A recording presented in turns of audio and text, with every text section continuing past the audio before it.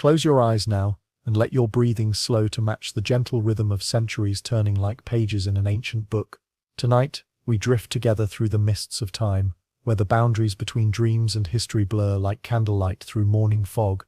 If you enjoy drifting through these tales of forgotten lives and distant worlds, consider joining us for more journeys into the shadows of the past.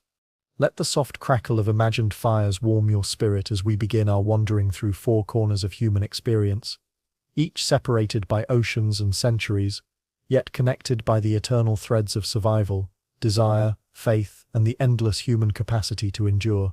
We shall walk through the mud-caked world of Dark Age Britain, where survival was victory, and each dawn brought both hope and hardship. From there, our path leads to the medieval feast halls and peasant hovels, where food told stories of power, faith, and the delicate dance between abundance and scarcity. Then across the Atlantic to colonial America, where beneath the strict moral codes of the New World, human nature carved its own rebellious patterns of love, scandal, and redemption. Finally, we shall venture to the glittering courts of Byzantium, where an empress rose from the shadows of the entertainment quarter to reshape an empire with her iron will and compassionate heart. Settle deeper now into your comfortable space, for time moves differently in the realm of stories, and we have centuries to explore together.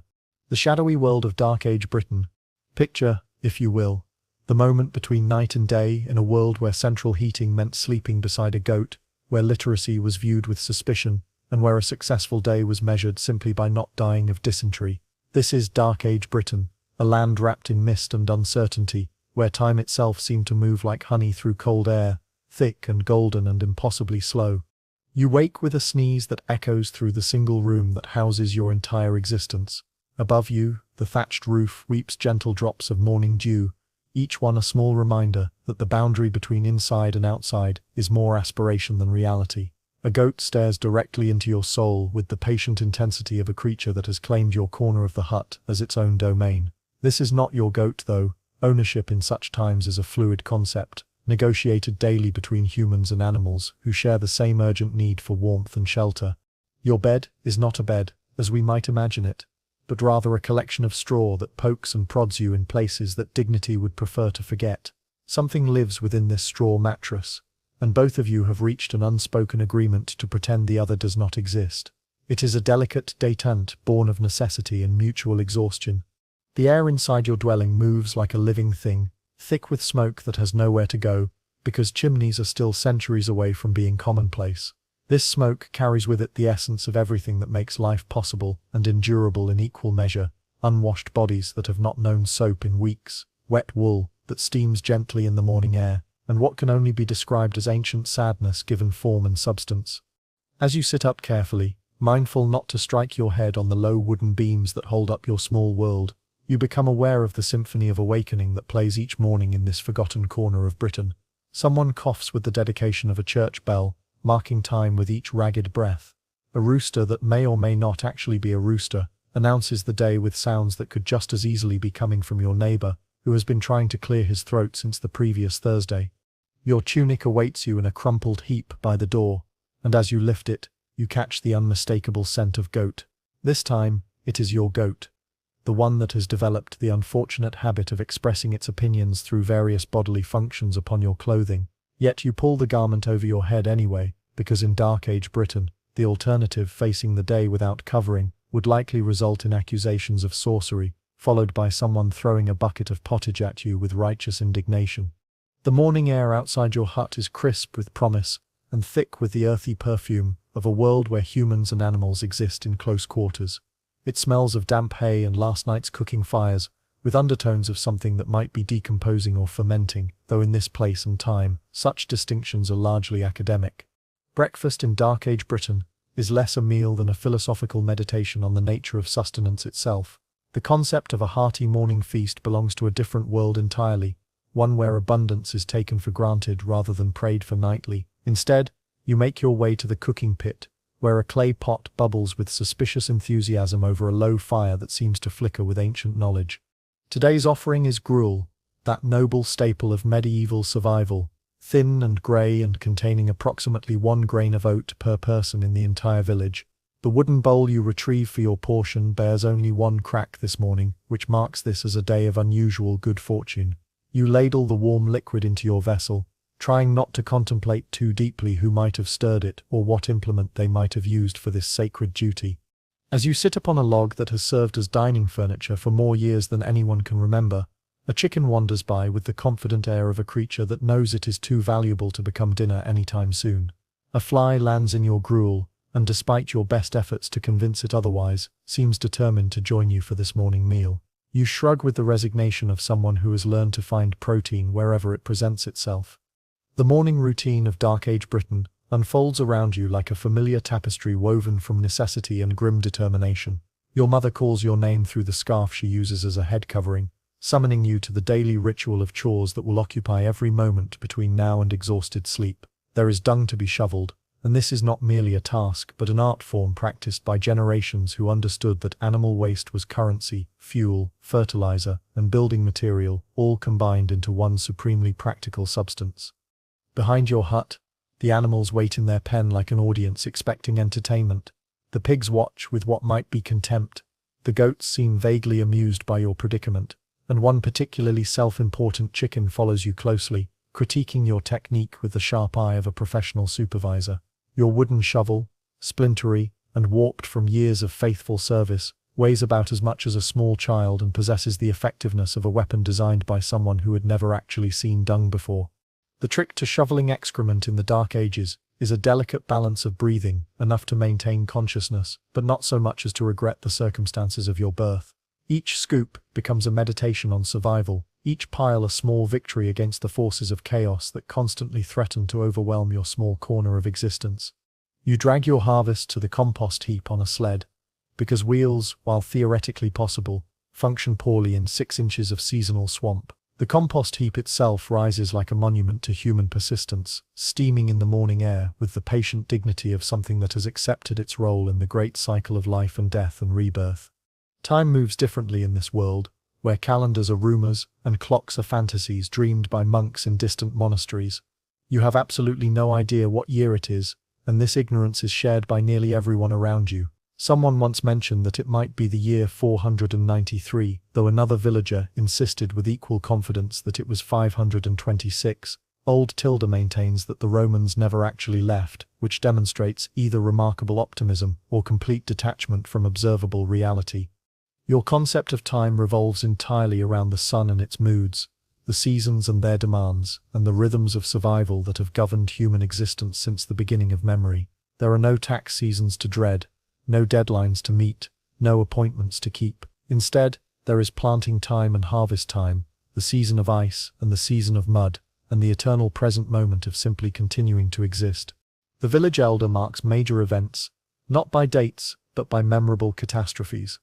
3 mudslides ago, the year of the aggressive goose, the winter when half the village developed the same peculiar cough that lasted until spring.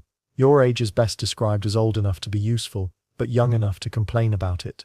And your birthday is a mystery shared equally by everyone who knows you. Religion in Dark Age Britain exists in layers, like sediment deposited by different ages of belief. You have been baptized, or at least sprinkled with something by a man in robes who smelled of boiled cabbage and incense. There is a wooden cross in the village church, and you mumble along to Latin prayers that might as well be ancient spells for all the understanding they carry. Yet this Christian veneer sits lightly upon much older foundations. The tree behind your hut, the one with the peculiar knot that resembles your late Aunt Braga, has received offerings since before anyone can remember. You are not suggesting that your aunt lives in the tree, merely that since her death, the chickens avoid that particular area, and your brother developed mysterious boils when he attempted to cut its branches. Such coincidences are best acknowledged with small gifts of bread or ale, just to maintain harmonious relationships with whatever forces might be listening. The river spirit requires similar diplomatic attention, accepting fish only on certain days and responding to violations of protocol with cursed nets and water that refuses to yield its bounty. The priest calls such beliefs pagan nonsense, but even he was present the night old Garwin caught a frog with visible teeth and the ability to call human names. Garwin moved inland shortly after that encounter, and no one questioned his decision. When illness visits your village, the healer prays Christian prayers, while simultaneously smearing patients with sacred mud and hanging chicken bones over doorways. She calls this Christian healing, which fascinates everyone involved, as it smells remarkably like fermented goat and mild panic. During harvest moons, the entire village gathers not for scriptural recitation, but for watching the sky and muttering about omens, with the priest invited primarily to prevent him from reporting these activities to more Rome-inclined authorities. Your spiritual life is less confused than comprehensive. You believe in Christ with the same sincerity that you believe in the moss that grows only on the north side of trees. The warning glint in a raven's eye, and the distinct atmospheric change that occurs whenever someone speaks the name Woden after darkness falls. This is not hedging your bets so much as maintaining a diversified spiritual portfolio in an uncertain world. The threat of Vikings hangs over Dark Age Britain like storm clouds that might or might not bring rain. You have never actually encountered a Viking, yet the very word possesses the power to transform a peaceful evening into a collective exercise in nervous sweating. These legendary raiders exist somewhere between reality and nightmare, described by those who claim to have survived encounters as men who appear without warning, steal everything valuable, compliment your livestock with professional appreciation, then disappear, leaving only fire and confusion in their wake. Your uncle, a man brave enough to wrestle bears for entertainment, becomes visibly pale whenever conversation turns to longboats and the possibility of flaming huts.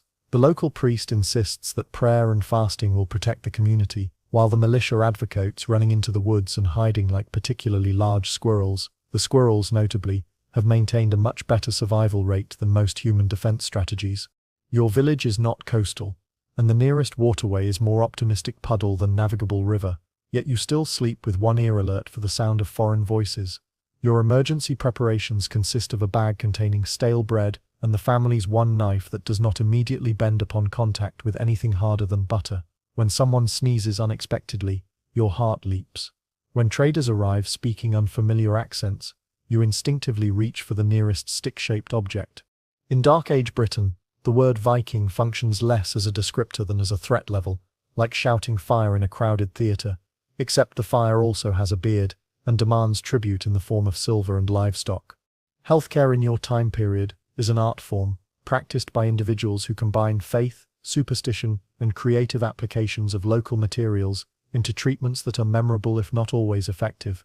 When you feel unwell, perhaps from the goat you licked on a dare, or the suspicious meat you consumed purely out of politeness, or simply from your daily diet of mouldy bread and stress, you visit Maywin, the village's unofficial doctor, who also serves as midwife, bark expert, and keeper of local gossip.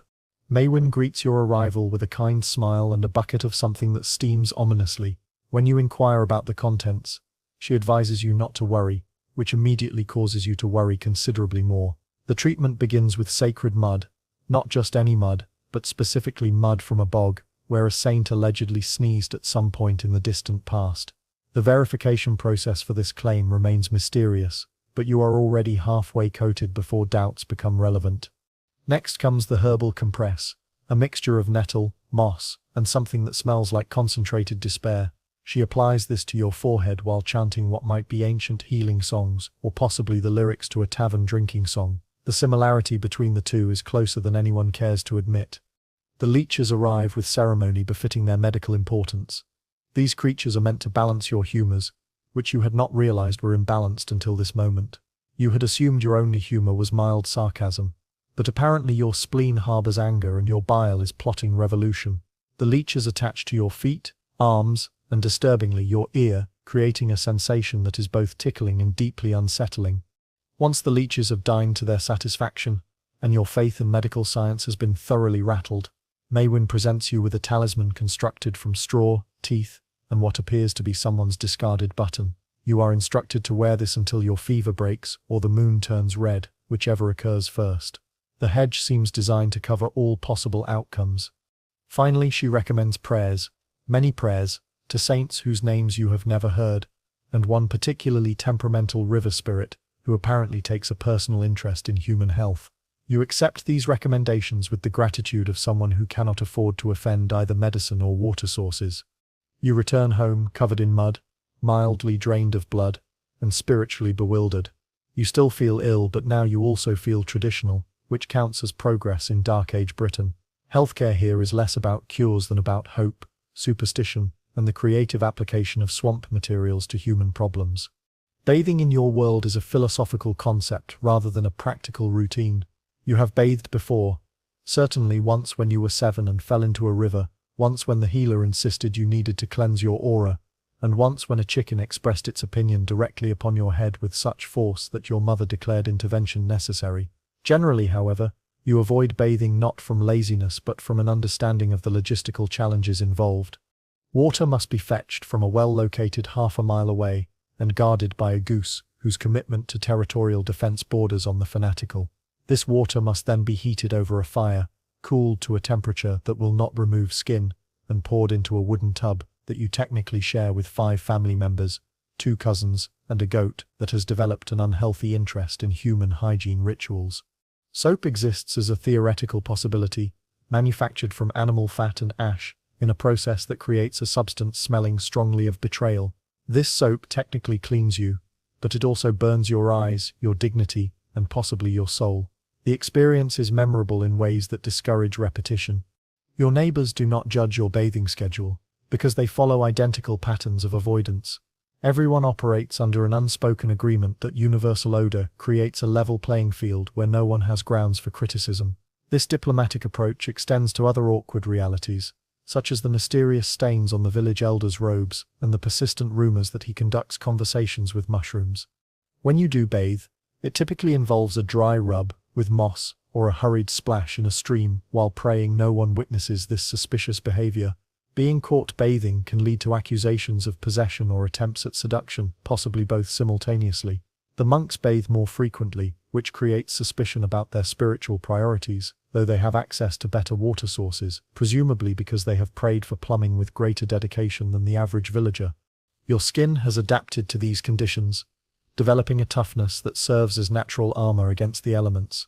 Your immune system has strengthened through constant exposure to every available pathogen, creating a biological resilience that would impress modern medical professionals. You have inhaled enough dirt to qualify as approximately 4% soil by mass, and you consider this part of your charm.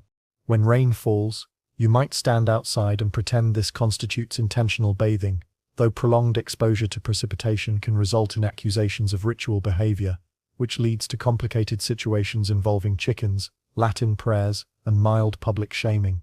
Hygiene in Dark Age Britain is optional, practical, and performed under duress. In a world where fleas are considered family members and personal fragrance is a community experience, smelling bad is simply part of the ambient atmosphere that makes life authentic. As the seasons wheel through their eternal cycle, your existence takes on the rhythm of survival that has governed human life since time began its slow march through history.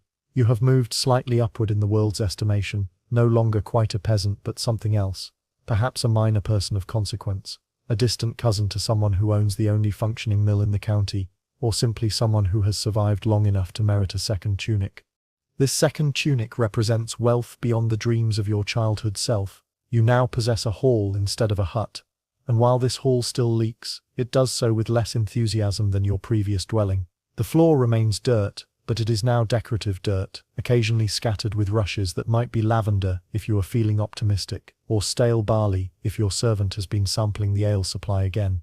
You have people to perform tasks for you now, individuals who transform animal waste into fertilizer and dispose of bath water in ways that do not require your personal involvement in aiming procedures. Power, you discover, is measured primarily in the distance you can maintain between yourself and various forms of excrement. Your meals have evolved beyond basic survival into something approaching cuisine. Instead of plain barley stew, you now enjoy barley stew with herbs, and on special occasions you might detect hints of salted pork, assuming the pigs have not been mysteriously borrowed by passing Vikings again. You possess a wooden spoon that belongs exclusively to you, not shared with livestock, which represents luxury beyond the comprehension of your former self. Despite these improvements in your station, certain realities remain unchanged. You still emit odors that could be described as distinctive, because even elevated social position cannot overcome the fundamental challenges of personal hygiene in a world where bathing remains a seasonal event. You have greater access to water than peasants, but you also possess more fur-lined cloaks, sweat-soaked armor, and feast-related garments that have absorbed the essence of uncomfortable amounts of cheese and mead. Perfume exists as an imported luxury, or as locally manufactured fragrances created by your healer, using flowers and deer glands. These substances help marginally, transforming your natural aroma from pure human distress into something resembling a sweaty meadow, Progress, while incremental, is still progress. Peasants continue to regard you with admiration, imagining that you dine from golden plates and sleep in beds made of feathers. You do neither, primarily because you remain constantly vigilant against the possibility of being poisoned or stabbed in your sleep by relatives whose place in the inheritance line would benefit from your sudden departure. Life at the elevated levels of Dark Age British society is undoubtedly better than peasant existence, though this improvement is measured by standards that would horrify modern sensibilities. You remain one harsh winter away from wearing a badger for warmth and calling it fashion, but at least now you have choices about which badger to select.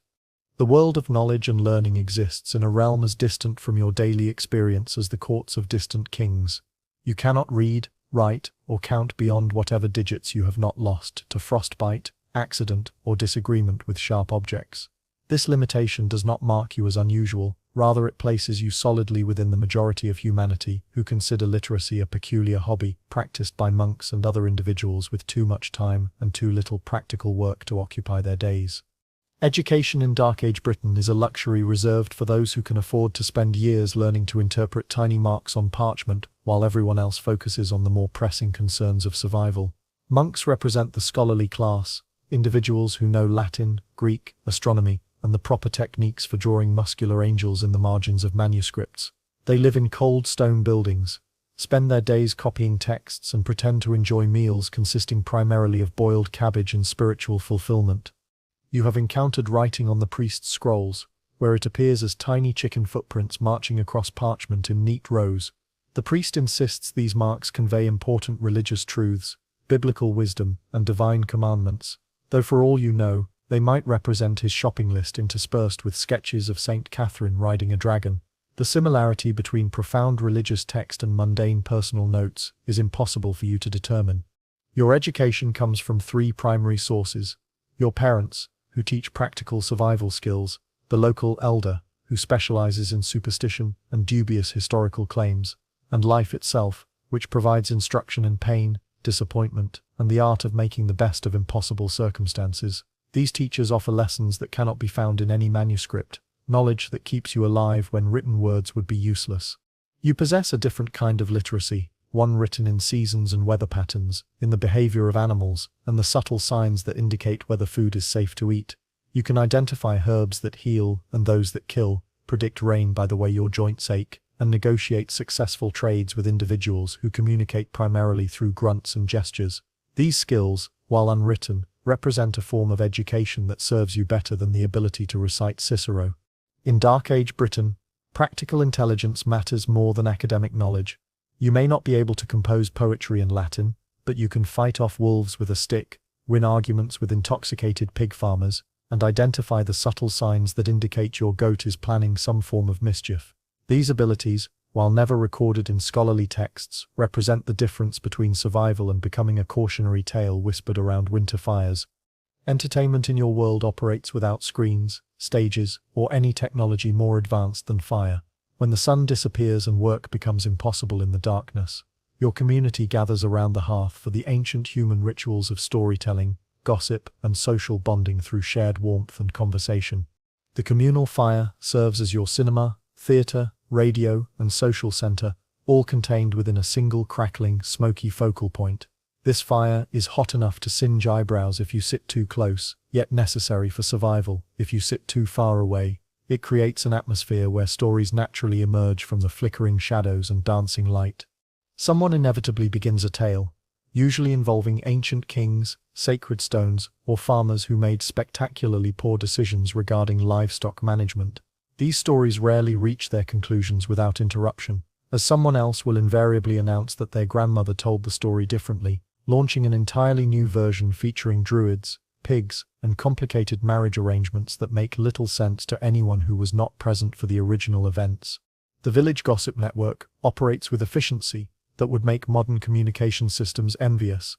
Every romantic glance, suspicious gesture, and unusual baby becomes fodder for detailed analysis and creative interpretation.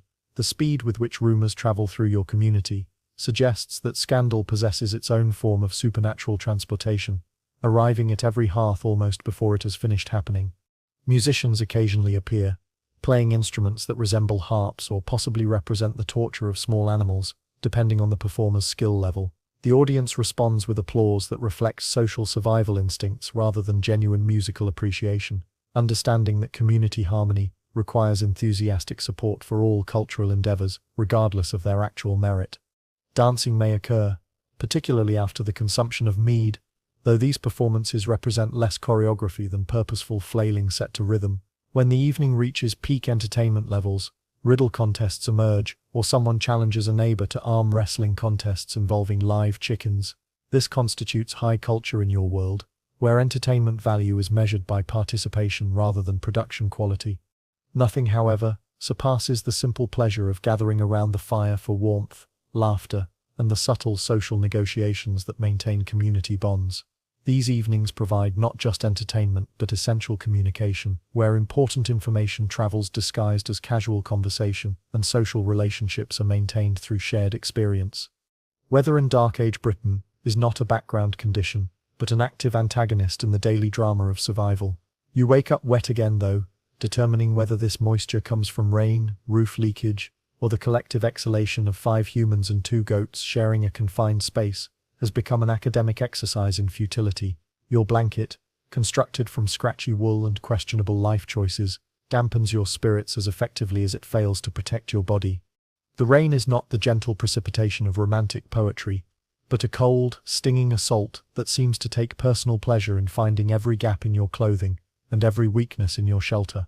You inhabit a world of roughly 3 seasons: mud, slightly less mud, and the delightful surprise of frostbite when you least expect it. Summer exists theoretically, but usually arrives like an awkward guest at a funeral, brief, inappropriate, and followed immediately by thunder. Wind visits your dwelling daily, rattling the thatched roof like a persistent creditor demanding payment. It enters through every crack and crevice with the enthusiasm of a bard, 3 ales into a particularly dramatic story. This is not a gentle breeze, but a force of nature, with strong opinions and unresolved anger issues. Snow presents even greater challenges. When it falls, you feel tempted to lie down in it and simply surrender to fate. Snow appears beautiful for approximately 3 seconds before melting just enough to become slush, refreezing into treacherous ice, and then attempting to break your ankles every time you venture outside. Clouds function as your meteorologist, though your meteorologist appears to be intoxicated, angry, and completely unreliable. When clouds gather, your joints begin aching, animals become restless, and someone inevitably mutters ominous predictions about incoming weather disasters. These predictions possess the accuracy of randomly thrown darts, but they represent the best forecasting technology available. You sometimes attempt to interpret omens, the flight patterns of birds, the behavior of pigs, or the volume level of your neighbor's complaints about his knee pain. None of these methods provide reliable weather prediction, but they offer more accuracy than the monk who bases his forecasts on moon phases and the migration patterns of geese. Despite the weather's constant attempts to destroy your will to live, you persist with the grim determination of someone who understands that the alternative is considerably worse. You dry your socks over fires, wring out your cloak, and trudge through the seasonal swamp with the philosophical acceptance of someone who has made peace with permanent dampness. In Dark Age Britain, weather is not just an inconvenience but a fundamental challenge to human existence. It may be attempting to kill you, but so is everything else.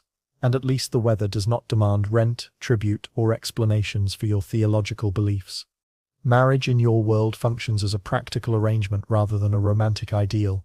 You do not marry for love, but because your father owns 6 goats and your future spouse's family possesses 5, and together these assets will produce a small army of milk-producing, bleating economic units that might ensure your survival through the next winter. Courtship lasts approximately as long as it takes to consume a bowl of porridge, not because romance moves quickly, but because practical considerations leave little time for extended emotional development.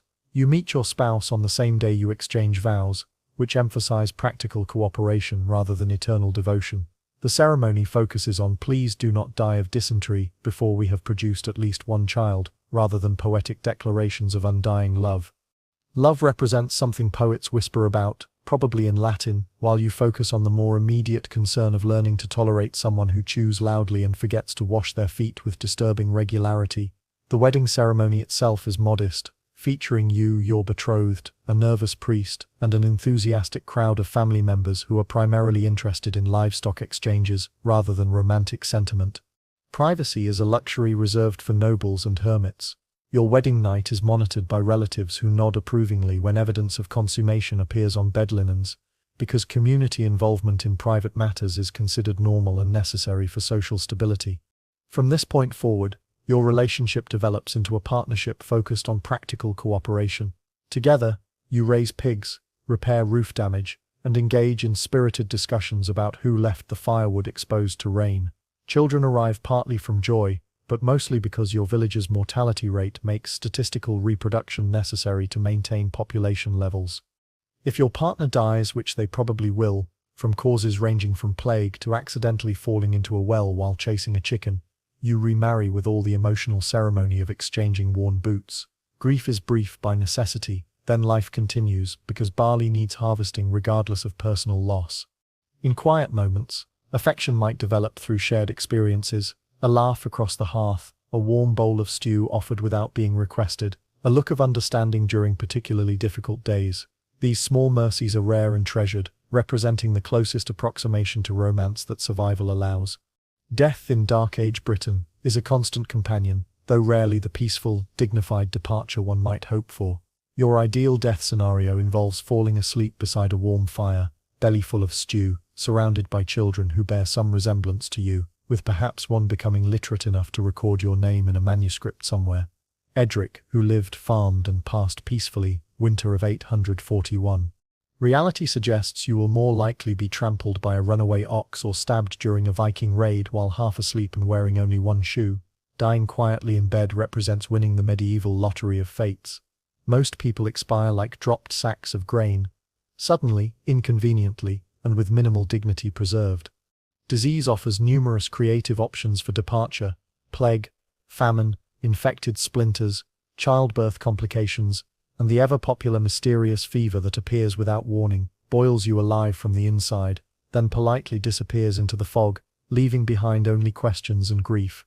War primarily affects nobles, though it shows little respect for social boundaries when it decides to march through your village, burn your thatch, and help itself to your stew. The warriors themselves rarely die quietly, preferring dramatic battlefield deaths involving screaming, bleeding, and monologuing about vengeance while dropping swords in theatrical gestures. Even kings fare poorly in the mortality department. Most die mid-uprising, poisoned by ambitious relatives, or by accidentally falling off something elevated after consuming too much dinner wine.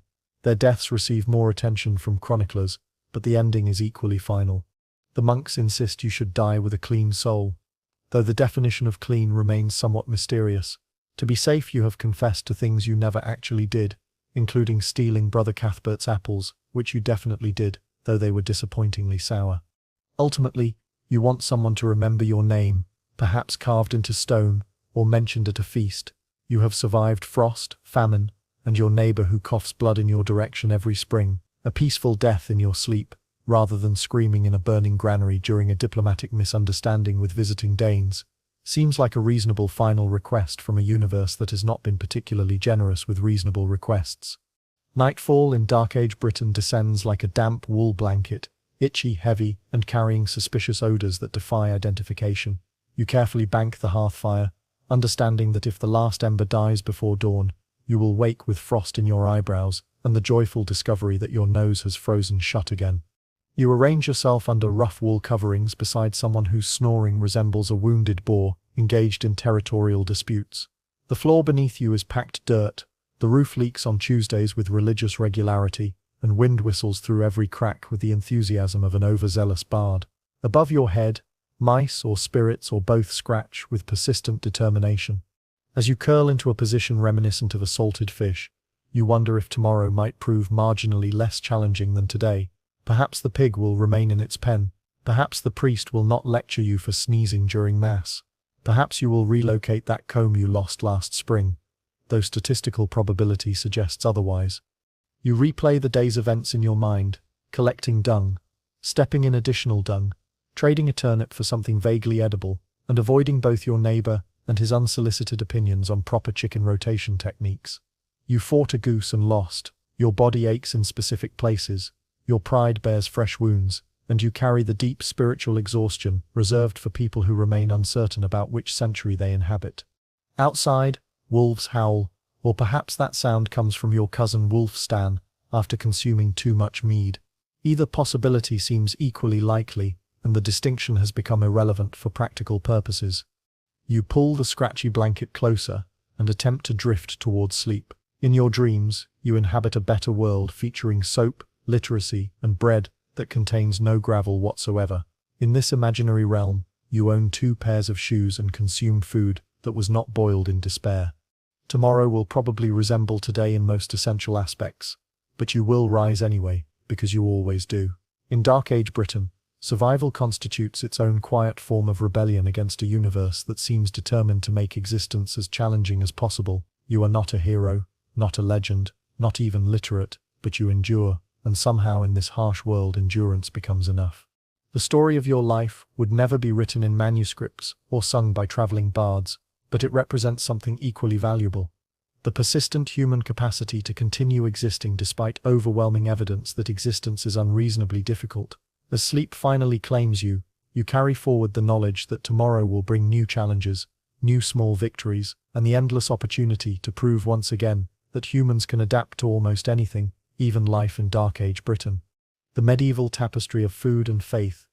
From the muddy villages of Dark Age Britain, our journey carries us forward through the mists of time to the great medieval world, where food became something far more complex than simple survival. Here, in the golden age of castles and cathedrals, what people ate told stories not just of hunger and satisfaction, but of power, faith, social station, and the intricate dance between abundance and scarcity that defined medieval existence. Picture, if you will, the moment just before dawn in a medieval village, when the air carries the scent of baking bread from the communal ovens and smoke rises from countless hearths where the day's first meals are being prepared. This is a world where food has meaning beyond nutrition, where every meal reflects the complex hierarchies of medieval society, and where the church's influence reaches even into the most intimate act of breaking one's daily bread. If you were a medieval peasant, your morning would begin not with the luxury of choice, but with the practical reality of whatever could be scraped together from yesterday's remaining stores. Your daily sustenance revolved around pottage, that humble foundation of peasant life, a thick, unappetizing stew of oats or barley boiled in water, until it achieved a consistency somewhere between soup and mortar. This pottage was filling, certainly, but it possessed all the culinary excitement of wet clay. Flavor was not absent from your world, merely expensive beyond your reach. A few pieces of onion, a handful of garlic, perhaps some cabbage if the harvest had been generous. These represented the height of seasoning available to your social class. Salt, that crystalline miracle we take for granted, commanded prices that made it more precious than silver. It was used sparingly, saved primarily for preserving food rather than enhancing taste, because preservation meant survival through the long months when fresh food became a distant memory. The bread that formed the cornerstone of your medieval diet bore little resemblance to the soft, white loaves of modern imagination. Instead, you consumed dense, heavy, black bread made from rye, barley, or whatever grain could be coaxed into flour-like consistency. This bread was dark as rich earth, coarse as rough wool, and sometimes stretched with ground beans, acorns, or peas to make the precious grain extend further through the season. Fresh bread was a luxury that belonged to special occasions. More commonly, you used yesterday's loaf, or the day before that, cutting thick slices that served as makeshift plates called trenchers. These hunks of stale bread absorbed the juices from whatever meager stew or broth you could afford, and when the meal concluded, the sodden trencher might be eaten if you were still hungry, or tossed to the dogs if you were feeling generous. Meat appeared on your table about as frequently as visiting angels, theoretically possible, but not something to count on for regular sustenance. Your livestock were far too valuable alive, producing milk, eggs, and wool that kept you alive through changing seasons. A chicken might be slaughtered for special occasions, or when illness made it unproductive, but more often, these birds earned their keep through daily egg production. During times of desperation, when the harvest failed or winter stretched longer than expected, you turned to whatever the land provided freely: mushrooms gathered from forest floors, berries picked from wild bushes, and in the most dire circumstances, tree bark boiled down into something that could technically be consumed, though it provided more psychological comfort than actual nutrition. Fish offered occasional relief from the monotony of grain and vegetables, assuming you lived near water and could catch them without violating the complex laws that governed fishing rights. Many streams and ponds belonged to lords who took a dim view of unauthorized fishing, but hunger often pushed people to risk punishment for the chance of protein. What bound all of this together was uncertainty.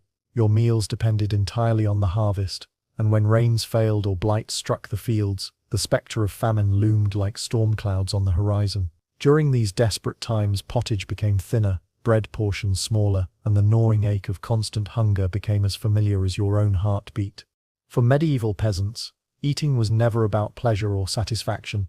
It was about endurance, about gathering enough energy to face another day of labor, about making scarce resources stretch until the next harvest or the next stroke of fortune. Every grain of oat, every crust of bread, represented a small victory against the forces of scarcity that governed medieval life. While peasants scraped by on porridge and black bread, the nobility inhabited a culinary world that seemed almost fantastical by comparison. At a lord's table, food transcended mere nourishment to become spectacle, status symbol, and political theatre, all combined into elaborate displays of wealth and power. The noble's table groaned under the weight of meat. Beef, pork, venison, and mutton appeared with regularity that would have seemed miraculous to peasant observers. Game birds represented particular prizes.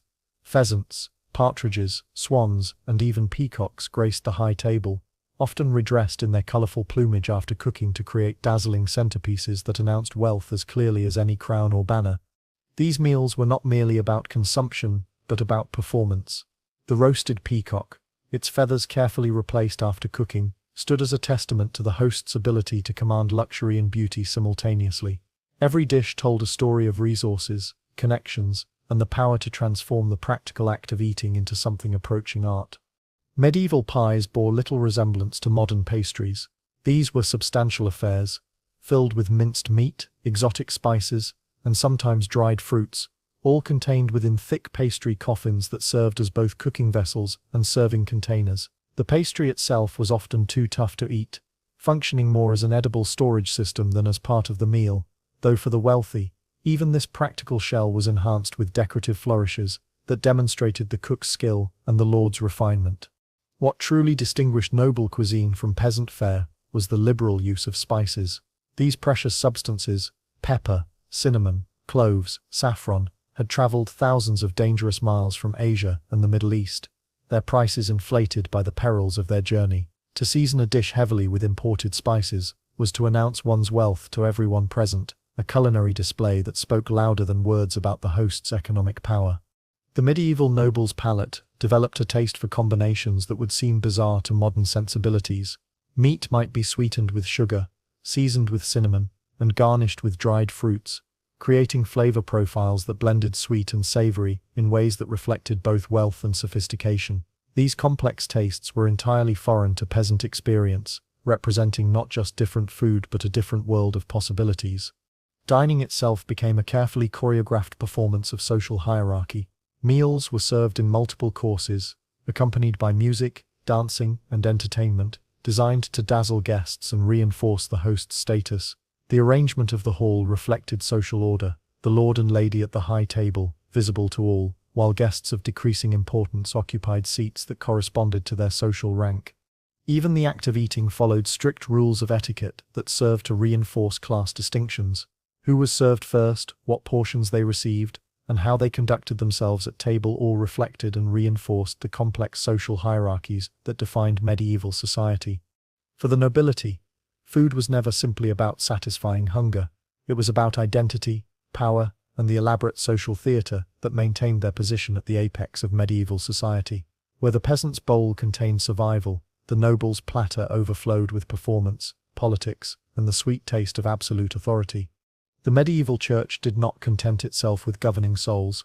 It reached deep into daily life, shaping not only what people believed but what they ate, when they consumed it, and how they thought about the very act of nourishment. Perhaps nowhere was this influence more visible than in the church's regulation of meat consumption through an elaborate system of fasting that touched every Christian life. According to church doctrine, Fridays were days of abstinence from meat, as were the long weeks of Lent and numerous other holy days scattered throughout the calendar year. These restrictions created a rhythm of denial and indulgence that governed medieval eating patterns, turning the calendar into a complex guide for acceptable nutrition. Fasting, however, did not necessarily mean starvation. Instead, It meant substitution, and the most common substitute for forbidden meat was fish. For peasants, this often meant salted or dried fish, preserved in barrels and transported from coastal fishing centers to inland communities.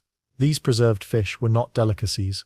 They were tough, salty, and sometimes barely edible, but they fulfilled the church's requirements while providing necessary protein during periods of meat prohibition. Wealthier households had access to an astonishing variety of aquatic life that expanded the definition of fish beyond modern recognition. Freshwater pike, carp, and eels from rivers and ponds, along with herring, cod, and sturgeon brought inland from the sea, provided options that could rival meat in both variety and luxury. The truly wealthy dined on oysters, lampreys, and other delicacies that transformed fasting from penance into opportunity for conspicuous consumption. Monasteries, bound by the strictest interpretations of fasting rules, became centers of fish production and innovation. Many abbeys constructed elaborate systems of fish ponds, creating sustainable sources of protein that operated independently of seasonal fishing or market availability. The monks, perhaps predictably, grew creative in their interpretations of what constituted acceptable fasting food. Beavers, because of their flat, scaled tails, were classified as fish rather than meat. Barnacle geese, which medieval naturalists believed grew from driftwood rather than being born in the conventional manner, were deemed acceptable for consumption during fast days. These classifications seem absurd to modern understanding, but they reveal how central fasting was to medieval life, and how ingeniously people found ways to work within religious restrictions while maintaining adequate nutrition. Fish was not merely a religious substitute. It carried symbolic weight as well. In a world where fresh meat often spoiled quickly and posed health risks, fish represented purity and discipline. The ability to observe fasting rules while maintaining health and social status demonstrated both piety and practical wisdom. The economic implications of church fasting rules extended far beyond individual households. Entire regions built their prosperity on the medieval demand for fish. The herring trade fueled the growth of northern European cities like Lübeck and Bruges, while fishing fleets ranging across the North Sea and Atlantic created wealth that would have been impossible without the church's dietary requirements. For many peasants, however, the reality of fish consumption during fasting periods was less about spiritual elevation than about enduring another form of monotonous sustenance. Dried herring was tough, salty, and required considerable effort to make palatable. It represented duty rather than pleasure, another reminder of how religious obligation shaped even the most basic aspects of daily life. The nobles, as usual, transformed religious necessity into opportunities for display. Fish prepared with exotic spices, sweetened with sugar, or presented in elaborate preparations became another arena for demonstrating wealth and sophistication. Even within the bounds of religious fasting, the wealthy found ways to feast while the poor merely survived. The church's dietary laws left no one untouched by their influence. Whether you were a peasant chewing tough herring or a noble savoring spiced sturgeon, your plate reflected not just personal preference or economic status, but the complex relationship between faith, food, and the institutional power that governed medieval Christian society. In the medieval world, perhaps no single beverage united all social classes as completely as ale. From the humblest peasant cottage to the grandest noble hall, ale flowed like a liquid constant that bound together a society otherwise sharply divided by rank, wealth, and opportunity. The reason for this universal dependence was both practical and potentially life-saving. Water was dangerous, but ale was safe. Medieval water sources were often contaminated with waste, disease, and the general detritus of communities that had not yet developed effective sanitation systems. Wells could become polluted, streams carried the runoff from human and animal habitation, and stagnant ponds bred illness and death. Oil, however, required boiling water during the brewing process, which killed the harmful bacteria that made water consumption a form of medieval Russian roulette. For peasants, this meant consuming small ale throughout the day, a weak, low-alcohol brew that provided hydration, basic nutrition, and safety from waterborne diseases. Children drank this diluted ale as regularly as adults, because clean water was often simply not available. Families brewed their own ale at home, using whatever grains they could spare from their food supplies, creating batches that varied in strength and flavor, but shared the essential characteristic of being safer than water. The brewing process was typically women's work, and skilled alewives could earn money selling their surplus to neighbors, making ale production one of the few trades where medieval women could achieve some measure of economic independence. These women developed reputations for the quality of their brews, and a good alewife became a valuable community resource whose skills were sought after and respected. Noble households consumed stronger, richer versions of ale that reflected their superior access to quality ingredients and professional brewing techniques. These ales could be dark and thick, flavored with herbs like bog myrtle, yarrow, or heather, before hops became common in European brewing. The nobility also had access to imported wines from France, Italy, and Spain, but even in the grandest halls, ale remained a daily staple that accompanied meals and social gatherings.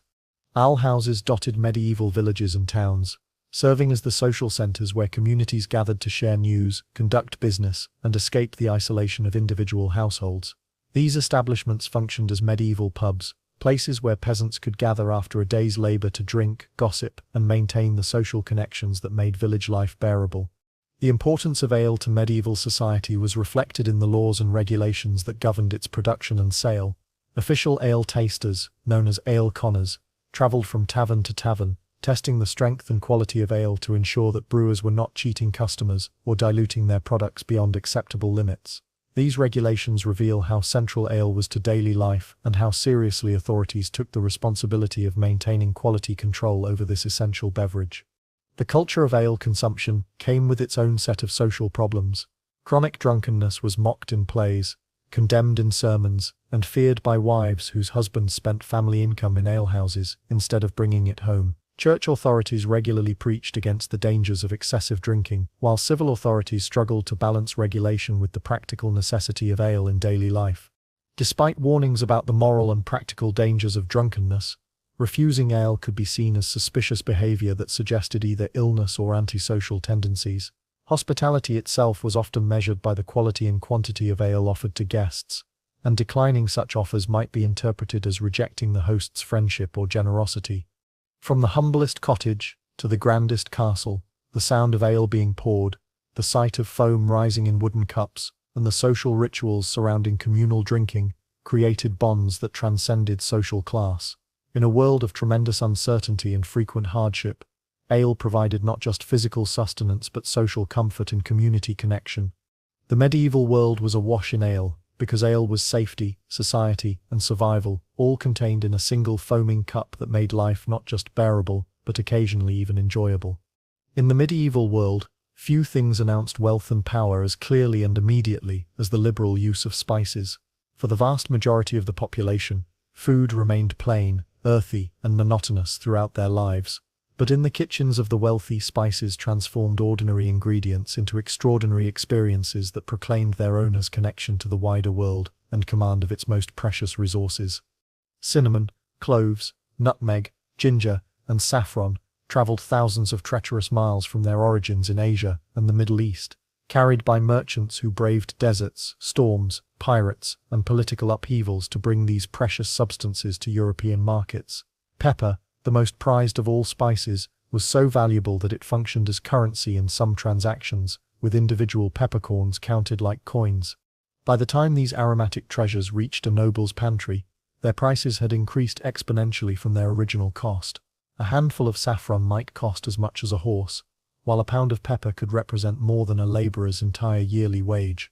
To use such spices liberally in cooking was to make a statement that required no words. The host could afford to purchase the world's most exotic luxuries and consume them casually. But spices served purposes beyond mere culinary display. Medieval medical theory, rooted in the ancient doctrine of the four humours, taught that foods influenced the body's balance of hot, cold, wet, and dry properties. Spices were considered hot and dry, believed to stimulate digestion, ward off illness, and protect against the diseases that constantly threatened medieval life. Wealthy households employed spices not just for flavor but for their supposed medicinal properties.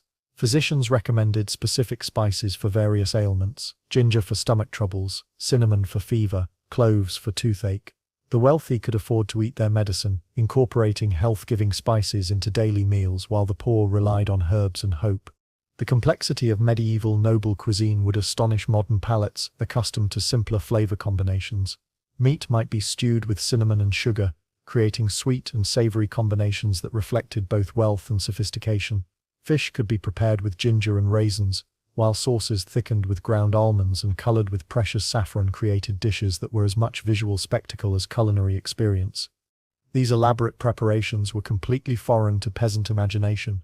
The idea of seasoning rabbit with wine, honey, and exotic cloves would have seemed as fantastical as stories of dragons or unicorns. For the common people, such combinations existed only in the realm of impossibility, tales told about the mysterious world of noble excess. Spices also carried an almost mystical allure that enhanced their practical value.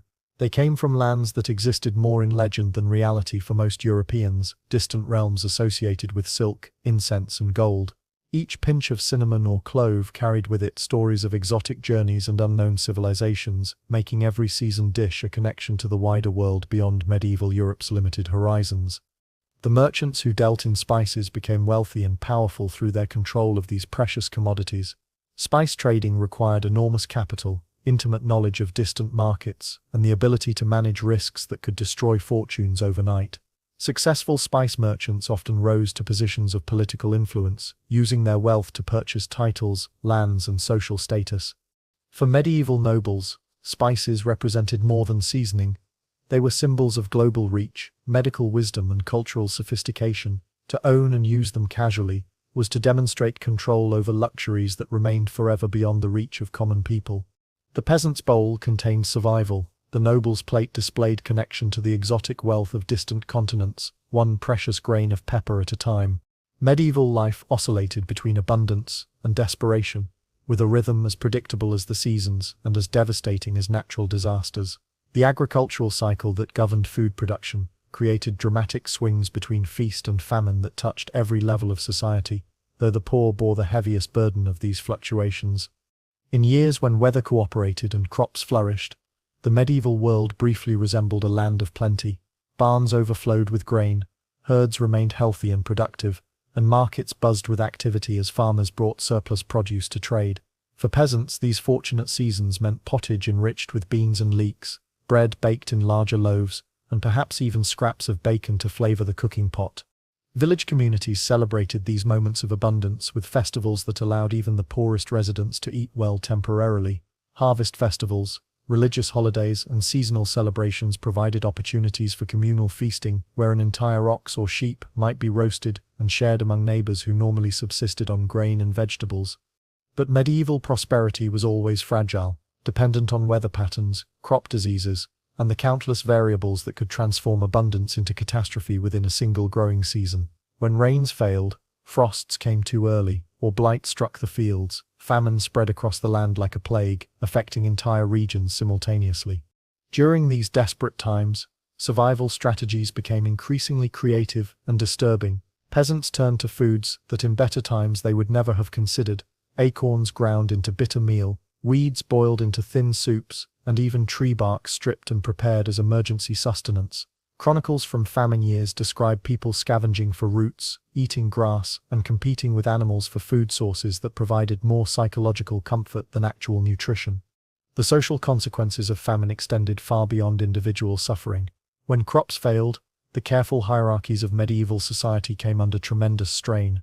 Peasants who could no longer pay rent in grain might be forced to surrender land, livestock, or even family members to satisfy their obligations to landlords.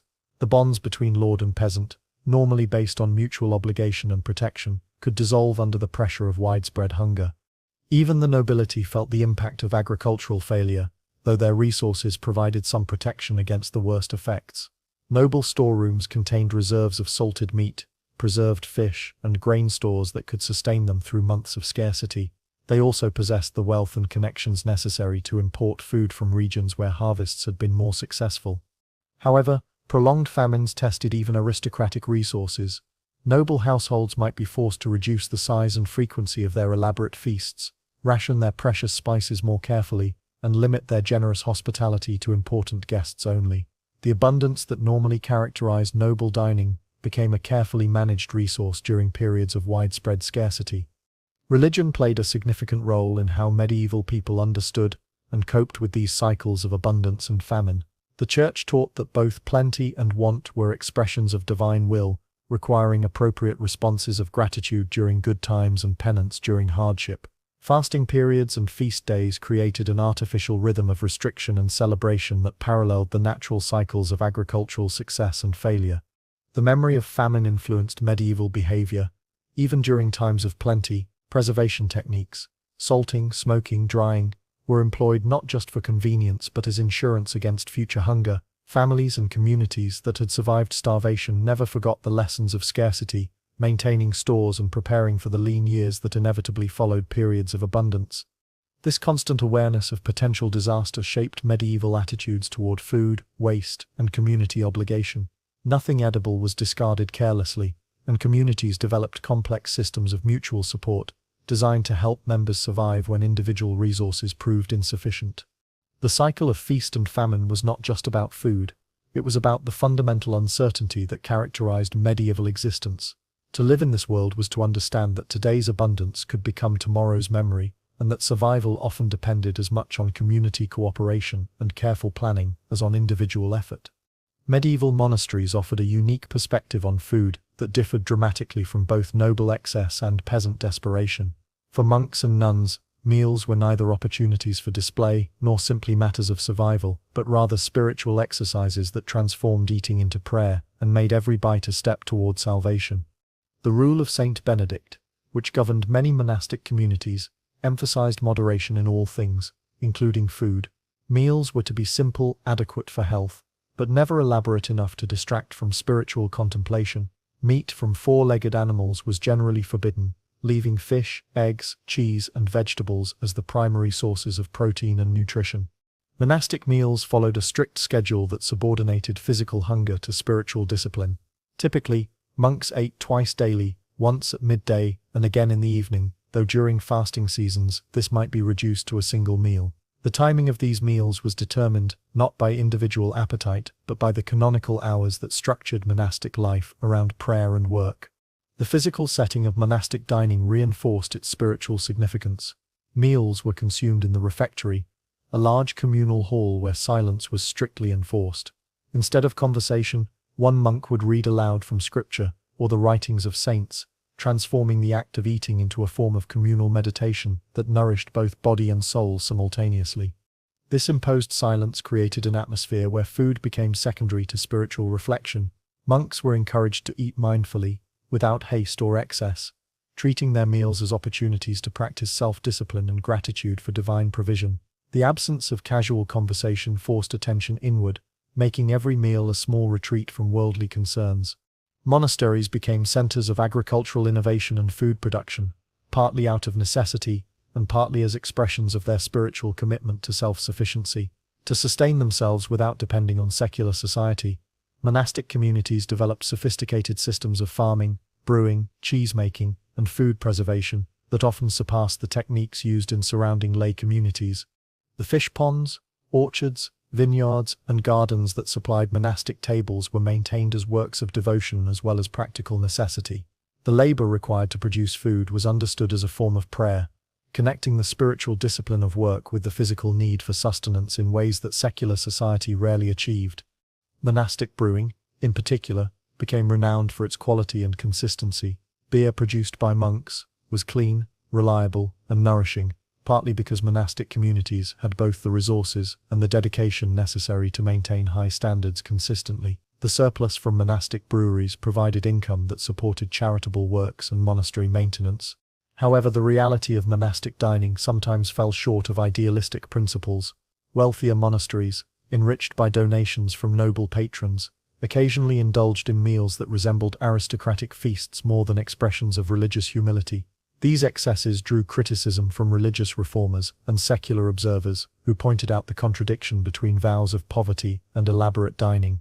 Some monastic communities found creative ways to interpret dietary restrictions that allowed them to enjoy foods technically forbidden by their rules. The classification of certain animals as fish for dietary purposes, or the development of elaborate sauces and preparations that transformed simple ingredients into complex dishes, revealed that human ingenuity could find ways around even the most carefully constructed spiritual disciplines. Despite these occasional lapses, monastic dining represented a genuine attempt to integrate physical necessity with spiritual purpose. In a world where food was often scarce for the poor and excessive for the rich, monasteries sought a middle path where eating became a form of prayer and every meal served as a reminder of humanity's dependence on divine providence. For monks and nuns, food was neither entertainment nor simple survival, but rather a daily opportunity to practice the virtues of moderation, gratitude, and mindful attention that formed the foundation of their spiritual lives. In medieval society, food functioned as a language that spoke as clearly about social identity as clothing, housing, or titles of nobility. Every meal was a silent declaration of rank, wealth, and social position that could be read and interpreted by anyone familiar with the complex codes that governed medieval life. For peasants, the contents of their bowls proclaimed both poverty and resilience. The monotonous repetition of pottage, black bread, and seasonal vegetables announced their position at the bottom of society's hierarchy, but also their determination to survive against difficult odds. When a peasant was observed eating meat with suspicious frequency, it might raise questions about poaching, theft, or resources that exceeded their supposed station. The very simplicity of peasant meals reflected the narrow boundaries within which they were expected to live. To dine above one's station was not just expensive but potentially dangerous, as it suggested either criminal activity or dangerous ambitions that threatened the established social order. Noble meals, by contrast, were designed as theatrical performances that demonstrated wealth, power, and connection to networks of trade and influence that spanned continents. The elaborate feasts that characterized aristocratic dining were not simply about nutrition, but about creating spectacles that impressed guests, intimidated rivals, and reinforced the host's position in society's upper ranks. The exotic spices, imported wines, and elaborate preparations that graced noble tables were impossible to fake or substitute.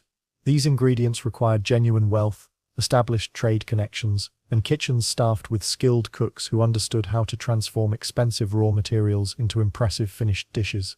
To dine well was to prove one's ability to command resources that remained forever beyond peasant reach. Even the choice of beverages reflected social distinctions. Fine imported wines for nobles, weak ale for peasants, with each class consuming drinks that matched their economic capabilities and social expectations. To drink above or below one's station was to send signals about either aspirations or decline that would be noted and discussed by observers. The clergy occupied a complex position within this food-based social hierarchy. While monks were supposed to eat simply, wealthy religious institutions sometimes provided their leaders with meals that rivaled aristocratic feasts. Bishops and abbots might dine more like nobles than like the humble followers of Christ they claimed to be, using food to reflect the worldly power and influence of the church itself. Dining etiquette served as another mechanism for reinforcing social distinctions. At noble feasts, elaborate rules determined who sat where, who was served first, and what portions were appropriate for different ranks of guests. The lord at the high table carved meat with ceremonial precision, while lesser guests received smaller portions and simpler preparations. Even within a single dining hall, the quality and quantity of food varied according to the social status of those being served. These customs extended beyond formal feasts to everyday meals, where the enforcement of social hierarchy was constant and subtle. Servants ate leftover scraps from their masters' tables, children received smaller portions than adults, and women often ate after men had finished. Every meal reinforced the complex web of relationships and obligations that held medieval society together. Food also became a tool of political control. Lords who distributed grain during famine years created bonds of dependence that extended far beyond the immediate crisis. Hospitality itself was a form of political theatre, where generous hosts demonstrated their power while creating obligations in their guests. To feed someone well was to claim superior status. To be fed was to acknowledge dependency. In medieval society, your identity was quite literally written on your plate. The contents of your bowl, the quality of your bread, and the strength of your ale all served as constant reminders of your place in the world and the boundaries within which you were expected to live your life. As we step back from the medieval table and consider its legacy, we can see how the food culture of this distant era laid foundations for European culinary traditions that persist even today. The medieval relationship between food, faith, and social identity created patterns that would echo through centuries of subsequent history. The central importance of bread in medieval diets never truly disappeared. Though the heavy black loaves of the Middle Ages evolved into lighter, whiter varieties, bread remained a fundamental staple that connected later European societies to their medieval ancestors. The symbolic and practical importance of grain continued to influence European culture long after medieval social structures had crumbled. Ale and beer, born from the medieval necessity of avoiding contaminated water, grew into global industries that still bear traces of their monastic origins. The brewing traditions developed in medieval monasteries produced beverages whose descendants are still enjoyed worldwide, carrying forward techniques and standards that were pioneered by monks who saw brewing as a form of spiritual service. The medieval obsession with spices fundamentally changed the course of world history. The European desire for pepper, cinnamon, and cloves motivated the great voyages of exploration that connected continents, established colonial empires, and created global trade networks that persist today. Every pinch of black pepper used in a modern kitchen carries echoes of the medieval merchants who risked everything to satisfy European appetites for exotic flavors. The Church's influence over medieval eating patterns left lasting marks on European culture. The tradition of eating fish on Fridays, though now observed primarily by Catholics, reflects the deep integration of religious and dietary practices that characterized medieval life. The rhythm of fasting and feasting that marked the medieval calendar influenced European attitudes toward food, celebration, and self-discipline in ways that extended far beyond formal religious observance. Medieval preservation techniques, developed out of desperate necessity during lean years, evolved into beloved culinary traditions. Salting, smoking, and pickling, once essential survival skills, became methods for creating distinctive regional specialties that define European cuisine today. The fear of famine that motivated these preservation methods created a cultural legacy that values thrift, planning, and the careful use of available resources. Perhaps most significantly, the medieval understanding of food as a marker of social identity continues to influence how meals communicate status, belonging, and aspiration in contemporary society. The gap between peasant pottage and noble feasts reminds us that luxury foods still carry messages about wealth, sophistication, and social position that echo the hierarchies of medieval dining halls. The medieval world of food was simultaneously harsh and elegant, desperate and refined. It shows us a time when eating was never simple, when every meal reflected complex relationships between survival and status, faith and pleasure, individual need and social obligation. To understand medieval food is to understand the medieval world itself, a society that found meaning in scarcity, beauty in necessity, and identity in the simple act of breaking bread together. From these medieval halls and humble cottages, our journey through time carries us across the Atlantic Ocean to another world entirely, where the descendants of these medieval traditions would encounter new challenges, different moral codes, and the eternal human struggles that connect all times and places in their fundamental similarities. Colonial secrets, love, faith, and scandal in the New World. The ship that carried Puritan settlers across the Atlantic brought more than just people to the shores of New England. It transported an entire system of moral expectations, religious convictions, and social controls that would shape colonial American society in ways both profound and unexpected. Yet beneath the stern exterior of these godly communities, human nature continued to follow patterns as old as humanity itself, creating a fascinating tension between idealistic aspiration and messy reality. Picture, if you will, the moment when morning light first touches a Puritan village in the Massachusetts Bay Colony, illuminating a settlement where every aspect of life was supposed to reflect divine will and moral perfection. The wooden houses stand in neat rows, their simple lines and unadorned facades reflecting the spiritual discipline that governed these communities. Smoke rises from chimneys where families prepare for another day of labor, prayer, and the constant vigilance required to maintain a godly society in the wilderness of the New World. When the Puritans established their communities in New England, they carried with them a vision of society that was both revolutionary and deeply conservative, revolutionary in its rejection of English religious traditions and social hierarchies, yet conservative in its insistence that human behavior could and must be controlled through community oversight, religious instruction, and public punishment. They sought to create nothing less than a New Jerusalem, a city upon a hill that would serve as an example to the world of what Christian society could achieve when properly organized and strictly maintained. Central to this vision was an understanding of sexuality and marriage that placed chastity at the very foundation of social order. Sexual intimacy was not viewed as inherently sinful, but it was considered dangerous when not properly contained within the bonds of marriage. The Puritans believed that uncontrolled sexual desire could destroy individuals, families, and entire communities, bringing down divine judgment upon those who failed to maintain proper moral standards.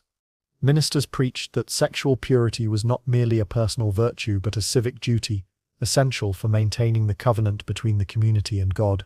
In their sermons, pamphlets, and household instruction, religious leaders emphasized that every sin committed by one member of the community threatened the spiritual health of all. This collective responsibility for individual behavior created a system of mutual surveillance and social control that penetrated into the most intimate aspects of human relationships. Courtship in Puritan society was expected to be modest, supervised, and directed toward marriage as quickly as practical considerations would allow. Young people were encouraged to choose partners based on compatibility of faith, economic prospects, and family connections rather than romantic passion. The goal was not happiness in the modern sense, but rather the establishment of stable households that could contribute to the community's spiritual and economic well-being. Yet, despite the constant warnings about the dangers of sexual sin and the elaborate precautions taken to prevent it, the surviving records tell a more complex story. Court documents, church records, and personal letters reveal that sexual misconduct was not only present in Puritan communities, but occurred with surprising frequency, creating a persistent gap between moral ideals and lived reality. Premarital pregnancy appeared in colonial communities, with a frequency that would have horrified the ministers who preached against it. Historical research suggests that in some New England towns, as many as 1/3 of brides were already expecting children when they spoke their wedding vows. The evidence was difficult to deny. Children born less than 9 months after their parents' wedding created obvious questions about the timeline of conception. This widespread premarital pregnancy created a delicate social problem for communities that prided themselves on moral purity. Colonial leaders developed pragmatic responses that balanced their commitment to strict morality with the practical need to preserve social stability. As long as couples married before their children were born, communities often chose to overlook the obvious evidence of premarital sexual activity. A baby arriving early was embarrassing but not necessarily ruinous, particularly if the parents demonstrated their commitment to proper behavior by formalizing their union. The church played a crucial role in managing these situations through its system of public confession and forgiveness. Couples who had engaged in premarital sex were often required to stand before the congregation and acknowledge their sin, but this public humiliation was followed by formal forgiveness and acceptance back into the community. This process served multiple purposes. It satisfied the community's need for moral accountability, provided a deterrent to others who might be tempted to similar behavior, and ultimately reinforced the importance of marriage as the proper context for sexual activity. Ministers understood that absolute prevention of sexual sin was impossible, but they worked to minimize its social consequences through quick marriages, public accountability, and the constant reinforcement of proper moral standards. They preached that human nature was inherently sinful, but could be controlled through divine grace, community support, and the fear of public exposure and punishment. This created a complex moral atmosphere, where people lived simultaneously in two worlds: the official world of sermons, laws, and public expectations, and the private world of human desire, secret meetings, and hajrid arrangements to legitimize relationships that had already crossed the boundaries of acceptable behavior. The tension between these two worlds generated gossip, court cases, and social dramas that would define colonial American culture for generations. Colonial courtship customs reflected the community's attempt to manage the dangerous process of bringing young men and women together while maintaining strict moral standards. These customs were both practical and ideological, designed to serve the needs of families, communities, and religious authorities, while acknowledging the basic human need for companionship and reproduction. Among the most fascinating and controversial of these customs was bundling, a practice that allowed courting couples to spend nights together in the same bed, while supposedly maintaining their chastity through various physical barriers and restrictions. To modern sensibilities, bundling seems like an obviously flawed attempt to have things both ways, but in colonial society it represented a carefully negotiated compromise between competing demands. The practice typically involved placing a wooden board down the middle of the bed to separate the couple, or wrapping them in separate bags or blankets that prevented physical contact while allowing conversation and emotional bonding. The idea was to give young people the privacy they needed to get to know each other while preventing the sexual activity that could lead to pregnancy and scandal. Bundling was both practical and idealistic. Practical because colonial homes were small, families were large, and opportunities for private conversation were rare. Young people needed time to develop the relationships that would form the foundation of lifelong marriages. but the physical constraints of colonial life made such privacy difficult to achieve through conventional means. Bundling provided a solution that satisfied the need for intimacy, while theoretically maintaining the moral boundaries that communities considered essential. The idealistic aspect of bundling reflected the Puritan belief that human behavior could be controlled through proper arrangements and moral instruction. If young people were properly supervised, given clear guidelines, and surrounded by appropriate physical barriers, they would be able to resist temptation and maintain their virtue even in situations that might otherwise lead to sin. However, human nature rarely cooperated with these carefully constructed arrangements. Communities that tolerated bundling often experienced predictable increases in premarital pregnancy, suggesting that wooden boards and cloth barriers were insufficient protection against the power of physical attraction between healthy young adults. The results of bundling often appeared in birth records that showed children arriving suspiciously early after their parents' weddings. Despite the precautions taken to prevent sexual activity, many couples found ways around the physical barriers that were supposed to maintain their virtue. The practice created exactly the problems it was designed to prevent, though communities often chose to overlook these failures as long as marriage followed quickly after pregnancy became apparent. Ministers and moralists condemned bundling as a dangerous temptation that put young people in situations where sin was almost inevitable. They argued that placing unmarried couples in beds together, regardless of the precautions taken, was asking for trouble, and demonstrated a lack of proper understanding about the power of human desire. Yet bundling persisted in many communities because it served practical needs that could not be easily met through other means. Families needed to know their children's future spouses, young people needed opportunities to develop emotional bonds, and communities needed marriages that would create stable households. Bundling provided all of these benefits, even if it sometimes created the moral problems it was supposed to prevent. The practice revealed the fundamental tension in colonial society between idealistic moral standards and practical human needs. Officially, bundling was about restraint, supervision, and the careful management of sexual desire. In reality, it often became an opportunity for young people to express their natural inclinations, despite the barriers placed in their way. When bundling led to pregnancy, the expectation was clear and non-negotiable. The couple must marry immediately. This transformed what might have been a devastating scandal into a slightly accelerated timeline that preserved both family honor and community standards. Thus, bundling became both a symbol of Puritan compromise and a source of the very problems it was designed to solve. Marriage in colonial America functioned as much more than a romantic union between two individuals. It was the fundamental institution upon which social order, economic stability, and community survival depended. The Puritans viewed marriage not as a sacrament but as a civil contract ordained by God for the good of society, and they structured their communities around the assumption that stable marriages were essential for both earthly prosperity and divine favor. The household served as the basic unit of colonial society, a little commonwealth, where the husband functioned as governor, the wife as his deputy and helpmate, and children as citizens in training. This domestic hierarchy was understood to mirror the larger political and spiritual hierarchies that God had established for human society. A well-ordered household was seen as evidence of divine blessing, while household disorder suggested spiritual and moral failure that threatened the entire community. Courtship in colonial America was therefore a matter of community interest rather than merely personal preference. Young people were expected to choose partners who would contribute to social stability and economic prosperity, not just personal happiness. Families often played active roles in arranging suitable matches, considering factors such as religious compatibility, economic prospects, family reputation, and practical skills that would benefit the household and community. The economic aspects of marriage were explicitly acknowledged and carefully negotiated.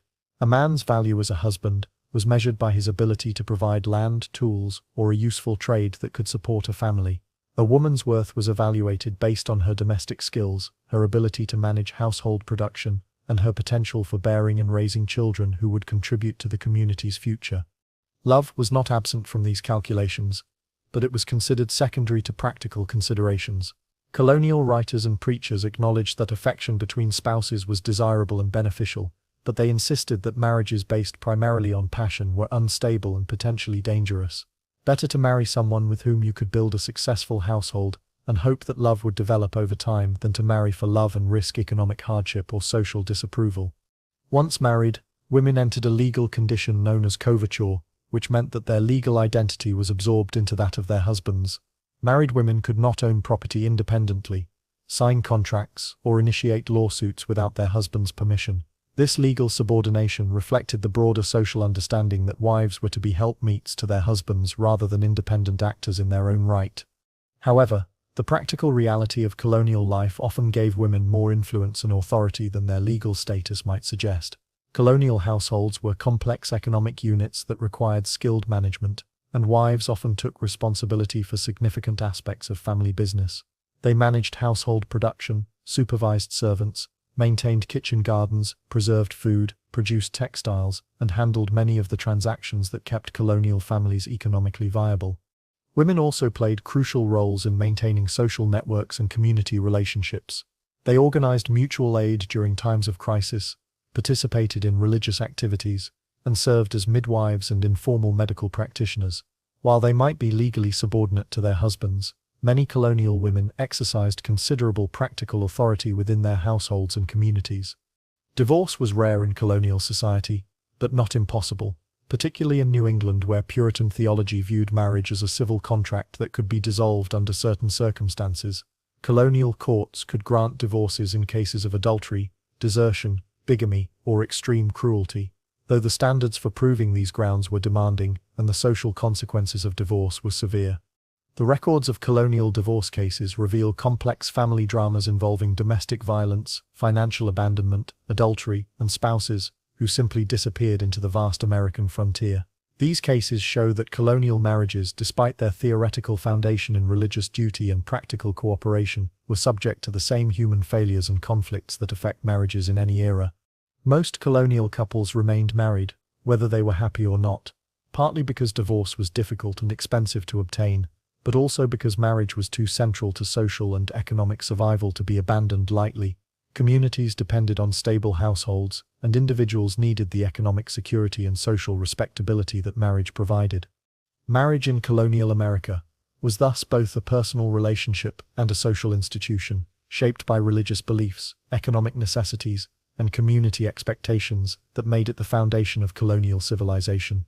Behind the public ceremonies and legal formalities lay human relationships of great complexity, involving love and conflict, cooperation and tension, satisfaction and disappointment in measure that varied from household to household. Few crimes in colonial America generated as much fear and fascination as adultery, which Puritan leaders viewed not merely as a personal sin, but as a direct assault on the social order that held their communities together. The severity of colonial attitudes toward adultery reflected their understanding that marriage was the cornerstone of both earthly society and divine favor, making any betrayal of marital vows a threat to the entire community's spiritual and social well-being. Colonial laws reflected this severity, with adultery technically classified as a capital crime in 17th-century Massachusetts. The penalty was death, at least in theory, though actual executions for adultery were extremely rare. More commonly, convicted adulterers faced punishments designed to humiliate them publicly, while serving as warnings to others who might be tempted by similar transgressions.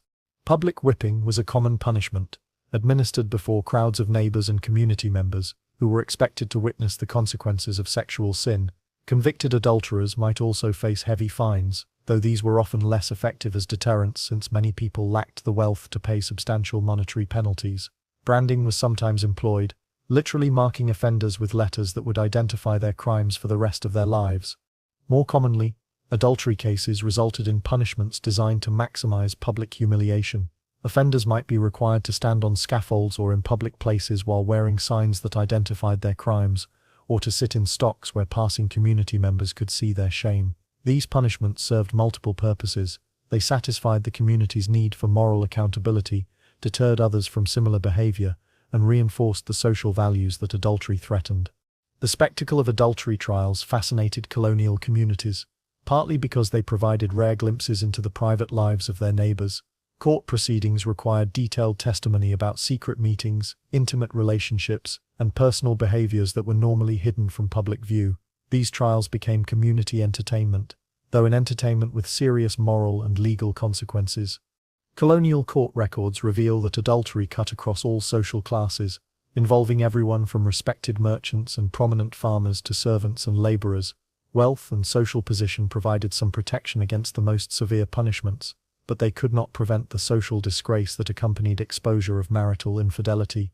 In small colonial communities where everyone knew their neighbor's business, reputation was precious and easily destroyed.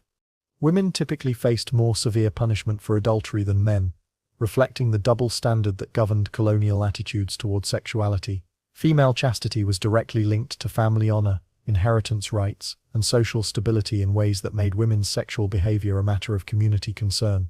Men's adultery was considered serious, but was sometimes treated as a less fundamental threat to social order. The consequences of adultery extended far beyond legal punishment.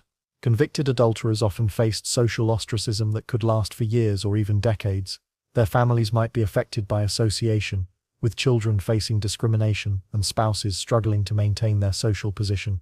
Business relationships might be terminated, church membership might be suspended, and invitations to social events might disappear. Despite these severe consequences, adultery continued to occur in colonial communities, with sufficient frequency to generate regular court cases and community scandals. The gap between moral ideals and human behavior created a persistent source of social tension that communities never fully resolved. Every adultery case reminded colonists that even in their carefully regulated societies, human passion could not be completely controlled through laws, sermons, or public punishments. These cases also revealed the complexity of colonial family life, where arranged marriages, economic pressures, and limited opportunities for divorce created situations where some people sought emotional and physical satisfaction outside their legal relationships. Adultery was often a symptom of deeper problems in colonial society, including women's limited legal rights, men's economic power over their families, and the practical difficulties of maintaining stable relationships in harsh frontier conditions. Colonial adultery cases thus reflected both the idealistic aspirations of Puritan society and the inevitable failure of human beings to live up to impossible moral standards. They showed communities struggling to maintain order and virtue, while dealing with the persistent reality that people would continue to make choices based on desire, emotion, and personal need, rather than religious duty and social expectation. In colonial America, behaviors that might seem innocent or romantic to modern sensibilities could carry the weight of serious legal and social consequences. The Puritans believed that morality was not a private affair but a public responsibility, making even small displays of affection between unmarried individuals subject to community scrutiny and potential punishment. Public displays of affection by unmarried couples were viewed not as harmless expressions of natural feeling, but as dangerous sparks that could ignite the fires of sexual sin and community disorder. A kiss, an embrace, or even holding hands in public could result in court appearances, fines, public confession, or physical punishment. Colonial authorities believed that tolerating small infractions would inevitably lead to greater sins that could bring divine wrath upon the entire community. Court records from Massachusetts and Connecticut reveal numerous cases of young people who were prosecuted simply for being caught kissing or embracing in public places. The punishments varied depending on the community, the social status of the offenders, and the perceived severity of their behavior, but they consistently reflected the belief that public affection was a form of moral disorder that required immediate correction. Some couples received fines that, while modest by modern standards, could represent significant hardship for colonial families with limited cash resources. Others faced public whipping, administered before crowds of neighbors who were expected to witness the consequences of improper behavior. Still others were required to stand in public places while wearing signs that identified their offenses, creating lasting shame and serving as warnings to other young people who might be tempted by similar displays of affection. The anxiety about public affection was not merely about the specific acts themselves, but about what they suggested regarding the effectiveness of community moral controls. If young people were willing to kiss or embrace in public, it suggested that private behaviors might be even more transgressive. Colonial leaders worried that tolerance for public displays of affection would signal a breakdown in moral authority that could lead to more serious sexual sins. The gendered nature of these prosecutions reflected broader colonial attitudes about sexuality and social responsibility. While both men and women could be punished for public displays of affection, women often faced more severe consequences because female virtue was considered more crucial to social stability. A woman's reputation for chastity affected not only her own marriage prospects, but also her family's social standing and her future children's legitimacy. Not all cases were treated with equal severity. Married couples who were observed kissing or embracing in public might receive gentle scolding for indecency, but they rarely faced the harsh punishments reserved for unmarried couples. The difference reflected the Puritan understanding that married couples had divine sanction for physical intimacy, while unmarried couples did not. Even within marriage, however, public displays of affection were considered somewhat inappropriate and evidence of insufficient self-control. Young people often found ways to test the boundaries of acceptable behavior despite the risks involved. Kisses stolen behind meeting houses, embraces during community gatherings, and hands held during evening walks all created opportunities for both romance and potential scandal. The persistence of such behavior despite harsh punishments suggests that human nature continued to assert itself even in the most carefully regulated communities. Colonial communities relied heavily on mutual surveillance to enforce standards of public behavior. Neighbors watched neighbors, reported suspicious activities, and participated in the collective effort to maintain moral order. Public displays of affection became easy targets for this community policing, because they were visible, obvious, and difficult to deny when accusations were made. The prosecution of public affection cases also served educational purposes within colonial communities. Public trials and punishments provided opportunities for ministers and magistrates to reinforce moral teachings, warn young people about the dangers of sexual sin, and demonstrate the community's commitment to maintaining proper standards of behavior. These seemingly minor prosecutions reveal the broader tension in colonial society between natural human desires and artificial moral constraints. They show communities working to control aspects of human behavior that were probably uncontrollable, creating systems of punishment and deterrence that addressed symptoms rather than causes of social problems they could never fully solve. The colonial effort to regulate public displays of affection ultimately reflected the Puritan belief that human behavior could be shaped through proper institutions, consistent enforcement, and community pressure. The persistent failure of these efforts demonstrated the limits of social control and the enduring power of human nature to find expression despite official disapproval. Despite the constant preaching against sexual sin, the elaborate laws designed to prevent it, and the harsh punishments imposed on those who were caught, prostitution found a place in colonial American society wherever economic opportunity and human need intersected. Port cities, military installations, and frontier communities all created conditions where some women turned to sex work for survival, and some men were willing to pay for companionship and physical intimacy. In bustling port cities like Boston, New York, and Charleston, prostitution became part of the urban landscape that colonial authorities could never completely eliminate. Sailors arriving with wages after long voyages, merchants seeking entertainment during business trips, and soldiers stationed far from home created a steady demand for sexual services that entrepreneurial women were willing to supply. Taverns and inns often served dual functions as drinking establishments and informal brothels, with rooms upstairs that could be rented for purposes that went beyond simple lodging. The owners of these establishments might officially deny knowledge of what occurred in their rented rooms, but they benefited financially from the additional income that prostitution generated. Colonial authorities did not ignore the existence of prostitution, but their efforts to suppress it were generally unsuccessful. Court records show repeated prosecutions of women charged with lewd behavior, keeping a disorderly house, or similar offenses that were euphemisms for sex work. The punishments ranged from fines to public whipping, with repeat offenders sometimes facing branding or banishment from the community. However, the women who engaged in prostitution often did so because they lacked viable economic alternatives.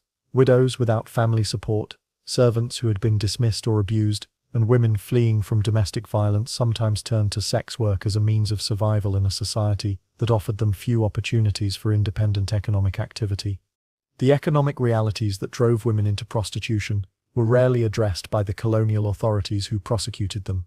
Instead, the focus remained on punishing the symptoms of social problems rather than addressing their underlying causes. Women who engaged in sex work were labeled as sinners and corruptors of male virtue, while the economic desperation that motivated their choices was largely ignored. Colonial moralists portrayed prostitutes as dangerous temptresses who led innocent men astray, but court records suggest a more complex reality. Many of the women prosecuted for prostitution were economically desperate individuals trying to survive in a society that provided them with few legitimate options. Their clients, meanwhile, were often respectable community members whose names rarely appeared in court records. The double standard that governed prostitution prosecutions reflected broader colonial attitudes about gender and sexuality. Women who sold sexual services faced public humiliation and legal punishment, while the men who purchased those services typically escaped consequences. This disparity revealed the hypocrisy inherent in a system that condemned prostitution while tolerating the demand that made it profitable. Occasionally, prostitution scandals erupted that captured public attention and generated significant community discussion.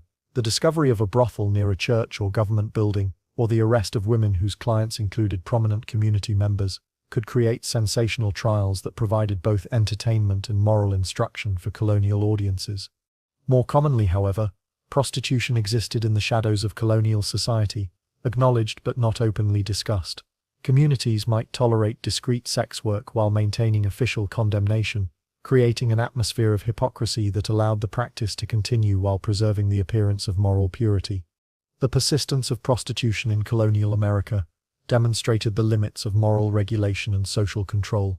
Despite religious teaching, legal prohibitions and social stigma, economic necessity and human desire continued to create markets for sexual services that authorities could punish but never eliminate. Prostitution cases also revealed the vulnerability of women in colonial society and the harsh consequences they faced when they stepped outside accepted social roles. The women who engaged in sex work often faced not only legal punishment but also social ostracism that could last throughout their lives, while the broader social conditions that created their desperation remained largely unchanged. The colonial experience with prostitution thus reflected both the idealistic aspirations of Puritan society and its inability to address the underlying human needs and social problems that made such expedients necessary. It showed communities struggling to maintain moral standards while dealing with economic realities and human behaviors that defied easy regulation or control. Although colonial society placed tremendous emphasis on the stability and permanence of marriage, it was not completely inflexible when marriages failed catastrophically. Divorce was rare and difficult to obtain, but it was possible, especially in New England where Puritan theology viewed marriage as a civil contract that could be dissolved under certain extreme circumstances. The availability of divorce in colonial America represented a significant departure from English practice, where divorce was nearly impossible to obtain without a special act of Parliament. Colonial courts, particularly in Massachusetts and Connecticut, had the authority to grant divorces when marriages had clearly broken down due to adultery, desertion, extreme cruelty, or other circumstances that made continued cohabitation impossible or dangerous. Adultery was the most commonly cited ground for divorce in colonial cases. When one spouse was caught in an extramarital affair, the betrayed partner could petition the court for release from the marriage contract. These cases required substantial proof, typically including eyewitness testimony or other evidence that would convince magistrates that adultery had actually occurred rather than being merely suspected or rumored. Desertion was another frequent cause for divorce petitions, reflecting the harsh realities of colonial life that sometimes led people to simply disappear. The vast American frontier provided countless opportunities for unhappy spouses to walk away from their marriages and start new lives elsewhere. After a specified period of abandonment, typically several years, deserted spouses could petition for legal dissolution of their marriages. Cruelty as grounds for divorce typically involved physical violence that went beyond what colonial society considered acceptable domestic discipline. While husbands were generally expected to maintain authority over their wives, and moderate physical correction was considered appropriate, extreme violence that threatened a wife's life or health could justify legal intervention and divorce. The court records of colonial divorce cases reveal complex family dramas involving domestic violence, financial irresponsibility, abandonment, and situations where spouses simply proved incompatible despite their family's best efforts to arrange suitable matches. These cases provide glimpses into the private lives of colonial families and the personal struggles that occurred behind the facade of public respectability. Women initiated most divorce proceedings in colonial America, partly because they were more vulnerable to the economic and physical consequences of marital breakdown, and partly because colonial law provided them with fewer alternatives for escaping unsatisfactory marriages. A woman could not simply leave her husband and establish an independent household. She needed legal authorization to dissolve the marriage and regain some measure of personal autonomy. However, obtaining a divorce was expensive, time-consuming, and socially difficult. Court proceedings required hiring attorneys, gathering witnesses, and presenting evidence in public forums where intimate family matters became subjects of community scrutiny. The social stigma attached to divorce could last for years, affecting not only the divorced individuals but also their children and extended families. Even when courts granted divorces, The consequences were significant and lasting. Divorced individuals often faced social ostracism and economic hardship. Women who had been legally dependent on their husbands found themselves in particularly difficult situations, with limited options for supporting themselves and their children. Men also faced consequences, including potential loss of property and damage to their reputations in communities where successful marriage was seen as evidence of moral character. More common than legal divorce was informal separation, particularly in frontier areas where legal institutions were weak and social controls were less effective. Some couples simply drifted apart, with one spouse moving to a distant location and beginning a new life without formal legal proceedings. These informal separations created complicated legal situations regarding property ownership, inheritance rights, and the legitimacy of subsequent relationships. The existence of divorce as a legal option in colonial America revealed both the flexibility and the limitations of Puritan social ideals.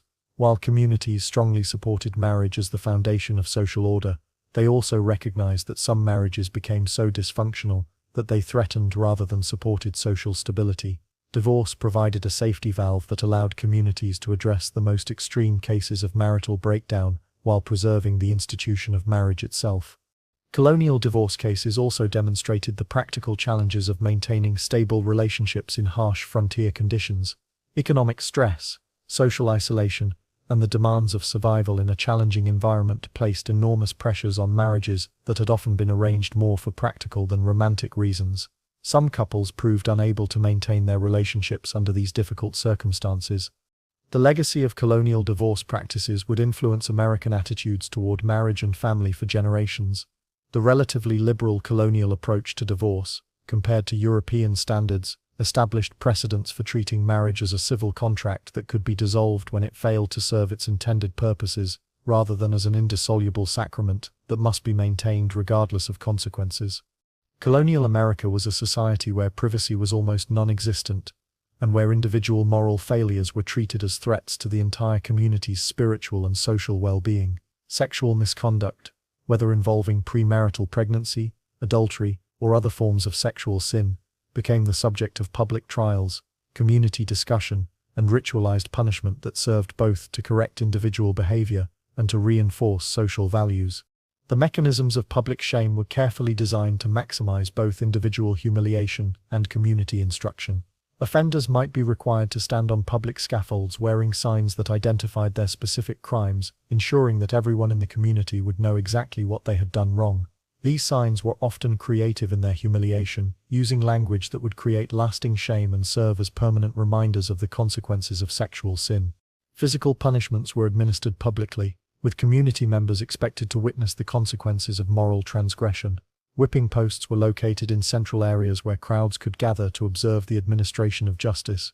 These public whippings served educational purposes, showing the community what happened to people who violated moral standards, while providing a form of communal entertainment that reinforced shared values. Branding was reserved for the most serious offenses and repeat offenders. Letters burned into the skin created permanent marks that would identify criminals for the rest of their lives. An R for adultery, for example, would ensure that the offender's crime would never be forgotten or forgiven, serving as a constant reminder to both the individual and the community of the consequences of sexual sin. The stocks and pillory provided another form of public punishment that combined physical discomfort with social humiliation. Offenders were secured in these devices in public places where community members could see their shame, comment on their crimes, and sometimes throw objects or verbal abuse at them. These punishments were designed to be memorable for both the offenders and the witnesses, creating lasting impressions about the importance of moral behavior. Even minor sexual infractions could trigger significant public shame and community discussion. Young people caught kissing in public, couples discovered in compromising situations, or individuals accused of inappropriate behavior, all faced the possibility of court proceedings that would make their private actions subjects of public scrutiny and judgment. The impact of these public shaming rituals extended far beyond the individuals directly involved. Families carried the burden of association with sexual misconduct, finding their reputations damaged by the actions of individual members. Children might face discrimination in marriage negotiations, business relationships might be terminated, and social invitations might disappear when families were touched by scandal. Women typically faced more severe social consequences for sexual misconduct than men, reflecting the colonial understanding that female virtue was more crucial to social stability than male sexual behavior. A woman's reputation for chastity affected not only her own future prospects but also her family's social standing and her children's legitimacy. Men's sexual misconduct was considered serious but was often treated as less fundamentally threatening to community order. The effectiveness of public shaming as a deterrent to sexual misconduct was limited by the persistence of such behavior, despite harsh consequences. Colonial court records show repeated cases of sexual crimes, suggesting that public humiliation was not sufficient to eliminate the behaviors it was designed to prevent. Human nature continued to assert itself despite elaborate systems of social control and public punishment. Gossip networks in colonial communities served as informal extensions of the official system of moral surveillance and punishment. Information about sexual misconduct spread rapidly through communities where everyone knew their neighbor's business, creating additional layers of social pressure and informal punishment that could last long after official legal proceedings had concluded. The spectacle of sexual scandal also provided a form of community entertainment that allowed people to enjoy vicarious excitement while reinforcing their commitment to proper moral behavior. Public trials and punishments created opportunities for collective moral instruction that combined entertainment with education, allowing communities to explore forbidden behaviors safely while publicly condemning them. The colonial system of public shame ultimately revealed both the power and the limitations of social control in small communities. While public humiliation could create significant individual suffering and serve as a deterrent to some potential offenders, it could not eliminate the human behaviors it was designed to prevent. Instead, it created a complex social dynamic where private desires and public morality existed in constant tension, generating the scandals and conflicts that would continue to characterize American attitudes towards sexuality and moral behavior for generations to come. The legacy of colonial sexual morality and scandal extends far beyond the 17th and 18th centuries, creating patterns of thought and behavior that would influence American culture for generations. The Puritan emphasis on public morality, community surveillance, and the political significance of private behavior established traditions that continue to shape American attitudes towards sexuality, marriage, and the relationship between personal conduct and public responsibility. The colonial experience created a distinctly American approach to sexual morality that combined intense moral regulation with persistent moral failure, creating cycles of scandal and reformation that would become characteristic features of American culture. The gap between idealistic moral standards and human reality generated not only individual suffering but also social patterns that would repeat throughout American history. The tradition of public accountability for private behavior that began in colonial communities would continue to influence American politics and social life long after the Puritan communities that created it had disappeared. From 19th-century reform movements that sought to regulate sexual behavior through legal and social pressure, to modern political scandals that destroy careers based on personal conduct, the colonial understanding that private morality has public consequences has remained a persistent feature of American culture. The colonial emphasis on marriage as the foundation of social order also established patterns that would influence American family life for centuries. The understanding that stable marriages were essential for community well-being, economic prosperity, and moral order created expectations about family life that would persist even as the religious justifications for these expectations gradually weakened. At the same time, the colonial experience with sexual scandal demonstrated the persistent power of human nature to resist social control and moral regulation. Despite harsh punishments, constant surveillance, and elaborate systems of moral instruction, people continued to make choices based on desire, emotion, and personal need, rather than religious duty and social expectation. This tension between moral idealism and human reality would continue to generate conflict and complexity in American attitudes towards sexuality and family life. The colonial period also established the pattern of American moral reform movements that would attempt to perfect society through the regulation of individual behavior.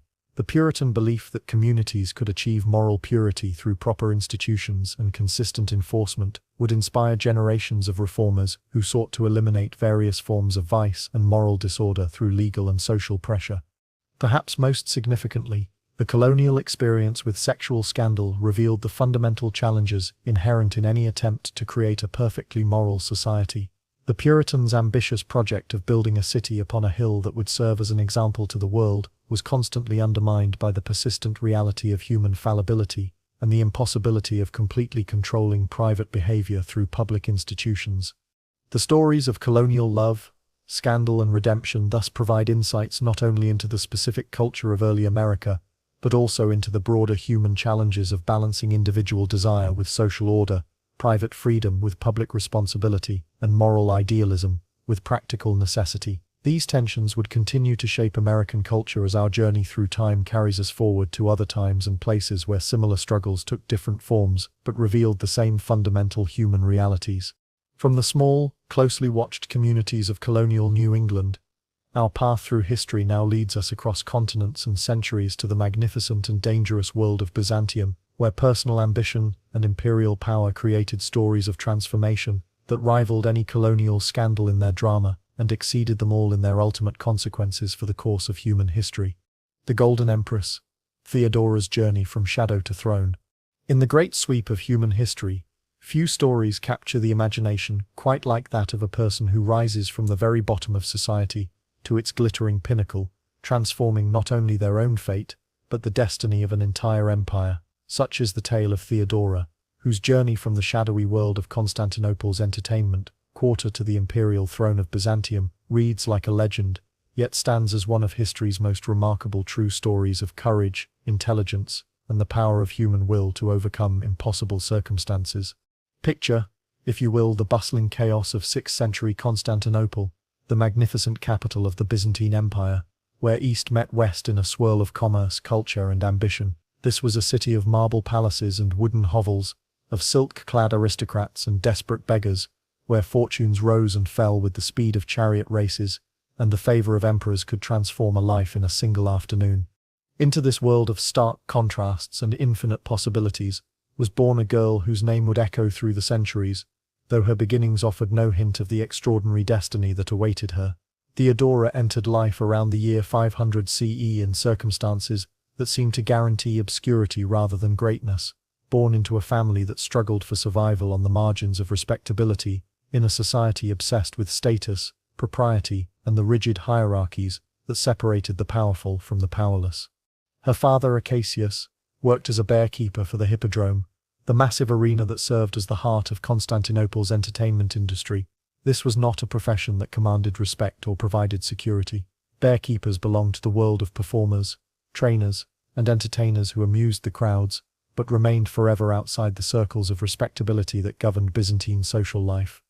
When Acacius died suddenly, his death left behind a widow and 3 young daughters facing the cruel reality of Byzantine society's treatment of women without male protection. Theodora, her sisters, and their mother found themselves adrift in a city where survival often depended on connections, influence, and resources that were suddenly beyond their reach. In her desperation, Theodora's mother brought her daughters to the Hippodrome and made a public appeal for help from the factions that controlled the city's entertainment spectacles. According to historical accounts, she dressed her children carefully and presented them to the crowd in hopes of winning sympathy and support for her family's plight. Whether this story is accurate in all its details or embellished by chroniclers with their own agendas, it captures the vulnerability and desperation that characterized Theodora's early life. The world into which young Theodora was thrust was one where entertainment and disrepute walked hand in hand. Actresses, dancers, and performers in the Byzantine Empire were automatically assumed to be women of loose morals, their profession closely associated with prostitution regardless of their actual behavior. To work in the theatre was to accept a permanent stain on one's reputation that could never be completely washed away. Yet, it was precisely this disreputable world that provided Theodora with her education in survival, performance, and the arts of capturing and holding an audience's attention. As she grew from childhood into adolescence, she learned to dance, act, and command the stage with a presence that distinguished her from the countless other performers who competed for the crowd's favor and the wealthy patron's attention. The hostile accounts of chroniclers like Procopius, who wrote venomously about Theodora in his Secret History, painted her early career in scandalous terms that were probably exaggerated for political purposes. Yet, even his malicious descriptions reveal important truths about Theodora's character and abilities. She possessed wit, intelligence, and charisma that allowed her to thrive in an environment where beauty alone was insufficient for long-term success. Theodora's work as an actress and courtesan, for the two professions were virtually inseparable in Byzantine society, introduced her to men of wealth and influence, who frequented the theatres and entertainment venues of Constantinople. For a clever and ambitious woman, These encounters provided opportunities to build networks and gain knowledge about the political and social forces that shaped the empire. Unlike many women in her profession, who relied solely on physical attractiveness, Theodora developed a reputation for sharp conversation, quick wit, and an understanding of political affairs that impressed her wealthy clients. She became known not just as a beautiful woman, but as an intelligent companion who could discuss affairs of state, offer insights into court politics, and provide the kind of sophisticated company that powerful men found both entertaining and useful. Her life took a dramatic turn when she traveled to North Africa, living for a time in Alexandria, where she encountered new ideas, philosophies, and religious teachings that would profoundly influence her future actions.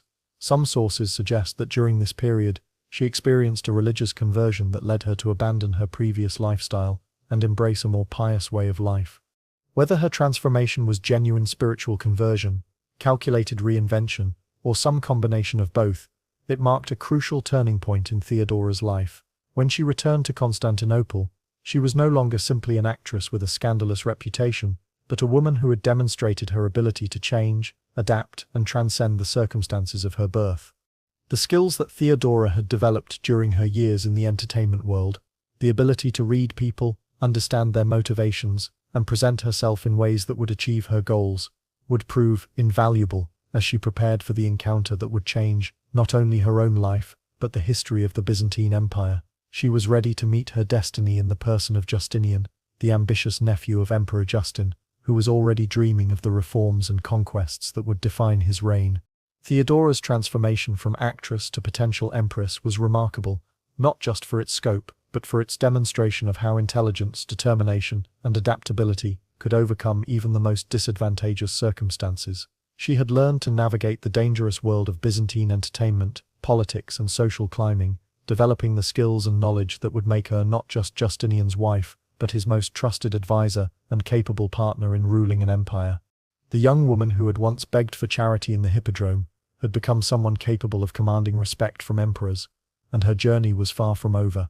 The most dramatic chapters of her story lay ahead, waiting to unfold in the glittering and dangerous world of imperial power, where she would prove that courage, intelligence, and political skill could triumph over even the most formidable obstacles. When Theodora returned to Constantinople after her transformative years in Alexandria, she had reinvented herself in ways that went far beyond simple changes in lifestyle or reputation. She carried herself with a new dignity and purpose that distinguished her from the carefree performer of her youth, though she retained the wit, intelligence, and magnetic presence that had always set her apart from her contemporaries. It was during this period of personal reinvention that Theodora's life intersected with that of Justinian, whose own ambitions were already beginning to reshape the political landscape of the Byzantine Empire. Justinian was not yet emperor, but as the nephew and heir apparent of Justin, he wielded considerable influence and was widely regarded as the future ruler of the Eastern Roman Empire. Their meeting was not the result of chance encounter, but rather the inevitable collision of two powerful personalities whose ambitions and capabilities were perfectly matched for the challenges that awaited them. Justinian was immediately captivated by Theodora, drawn not only to her striking beauty, but to her sharp intellect and sophisticated understanding of political affairs that few women of her era possessed. In a world where most women were expected to remain silent on matters of governance and statecraft, she could engage in political discussions with insight and intelligence, offer advice based on her understanding of human nature and social dynamics, and debate complex issues with a clarity and conviction that impressed even experienced politicians and administrators. For Justinian, who was already envisioning the ambitious program of legal reform, territorial reconquest, and architectural magnificence that would define his reign, Theodora represented the ideal partner. She was not merely a beautiful woman who could grace his court, but an intelligent advisor who could help him navigate the complex political challenges that lay ahead. However, their desire to marry faced a significant legal obstacle that threatened to make their union impossible. Byzantine law explicitly forbade men of senatorial rank from marrying actresses, a prohibition that reflected the deep social prejudices against performers and entertainers that characterized imperial society. This law was not merely a formality, but a serious barrier that could have ended their relationship before it truly began. Justinian's response to this obstacle revealed both his political skill and his determination to have Theodora as his wife. He persuaded his uncle, Emperor Justin I, to change the law in 524 CE, creating a legal precedent that allowed such marriages under specific circumstances. This was not a minor administrative adjustment, but a significant alteration of imperial law that demonstrated the depth of Justinian's commitment to marrying Theodora. By 525 CE, Theodora had become not only Justinian's wife, but also his closest confidant and most trusted advisor. Their marriage was unusual for its time because it was based on mutual respect, intellectual compatibility, and genuine partnership, rather than the political convenience or economic advantage that characterized most aristocratic unions. Contemporary observers were scandalized by the match, unable or unwilling to forget Theodora's origins in the entertainment world. Court gossips whispered about her past, as if it disqualified her from sharing imperial power, while aristocratic families that had spent generations accumulating wealth and status found it difficult to accept that a former actress could rise to such heights. But Justinian ignored the gossip and criticism, recognizing in Theodora qualities that his critics could not see. He valued her counsel, relied on her judgment in difficult situations, and included her in political discussions in ways that were unprecedented for imperial consorts. She was not merely his wife, but his partner in governance, someone whose opinions he sought and whose advice he frequently followed. Their marriage marked the beginning of one of history's most remarkable political partnerships. Unlike most imperial wives who remained in the background of political affairs, Theodora would sit beside Justinian in council meetings, advise him on matters of state, and even have laws issued in her own name. She became a true co-ruler, whose influence extended throughout the empire, and whose decisions affected millions of people. The union of Justinian and Theodora represented more than just a personal relationship. It symbolized the possibility of transformation and social mobility in a society that was otherwise rigidly hierarchical. Theodora's rise from the margins of society to the highest throne in Christendom proved that merit, intelligence, and determination could overcome even the most disadvantageous circumstances. Their partnership would be tested by political crises, military challenges, and social upheavals that threatened to destroy everything they had built together. But from the moment of their marriage, it was clear that Theodora was not content to be a silent, decorative presence in the imperial palace. She intended to be an active participant in ruling the empire, using her intelligence, political skills, and hard-won understanding of human nature to help Justinian achieve his ambitious goals. The former actress had become an empress, but more importantly, she had become a force for change in the Byzantine Empire, whose influence would be felt for generations. Her journey from the Hippodrome to the imperial palace was complete, but her most significant contributions to history were still ahead of her, waiting to unfold in the dangerous and glittering world of imperial power. When Justinian ascended to the imperial throne in 527 CE, Theodora was crowned alongside him, not as a passive consort but as Augusta, Empress of the Byzantine Empire, with genuine authority and responsibility. This coronation was itself a revolutionary act that announced to the world that Theodora would be more than a decorative presence in the imperial court. From the moment the crown touched her head, Theodora made it clear that she intended to be an active participant in governing the empire rather than a silent ornament who appeared only at ceremonial occasions. She sat beside Justinian in court proceedings, participated in governmental meetings, and appeared with him at public ceremonies where her presence was acknowledged and respected by foreign ambassadors and Byzantine subjects alike.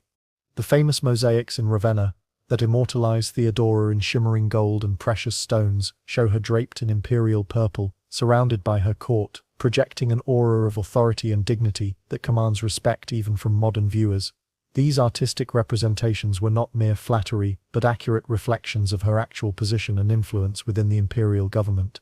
Justinian not only tolerated, but actively encouraged Theodora's participation in affairs of state. He sought her opinions on complex political matters, relied on her judgment in legal disputes, and allowed her to sponsor legislation that bore her name and reflected her priorities. This partnership was so unusual for its time that it scandalized traditional observers who believed that women should remain in the domestic sphere rather than participate in governance.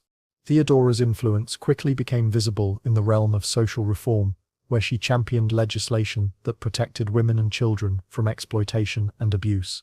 Many of these reforms were clearly inspired by her own difficult experiences in the entertainment world, where she had witnessed firsthand the vulnerability of women who lacked legal protection or social support. One of her most significant legislative achievements was the passage of laws that prohibited brothel owners from forcing women into prostitution against their will. These laws made it easier for women to leave lives of sexual exploitation and provided them with legal recourse against those who would coerce them into such work. Theodora understood from personal experience how difficult it could be for women to escape such situations without legal and social support.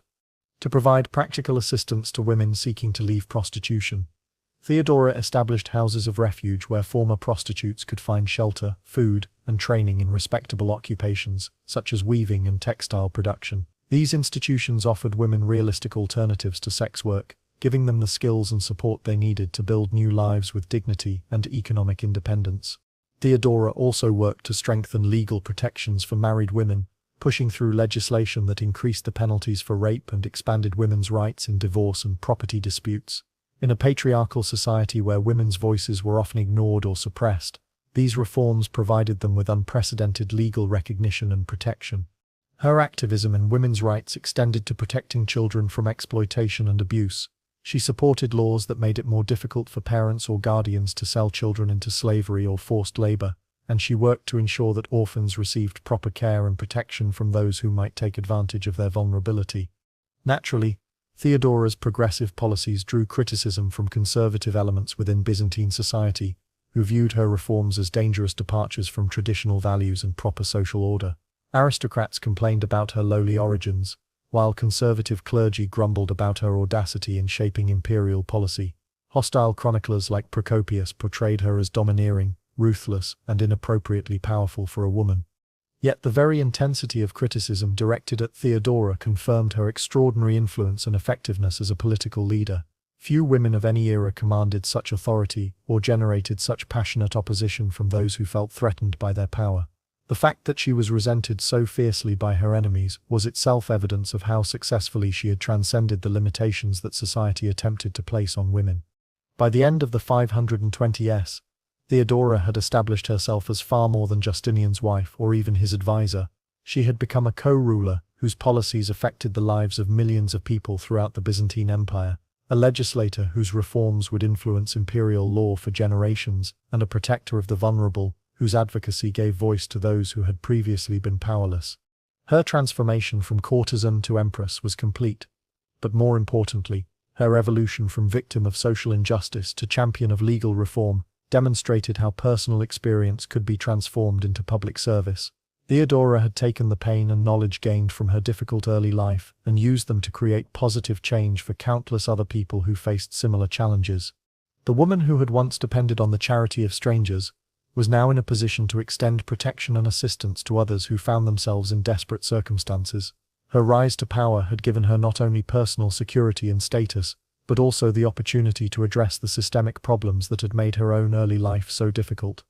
In January 532 CE, Theodora faced the moment that would define her legacy and prove her courage in ways that no amount of legislation or social reform could demonstrate. The Nika revolt erupted in Constantinople as a violent uprising that began with tensions between rival chariot racing factions, but quickly escalated into a full-scale rebellion against Justinian's government. What started as sporting rivalry between the blues and greens in the Hippodrome, the same arena where Theodora had spent her childhood, exploded into 5 days of chaos that threatened to destroy everything she and Justinian had built together. Mobs stormed through the streets, burning public buildings, attacking government officials, and demanding Justinian's overthrow in favor of a rival claimant to the throne.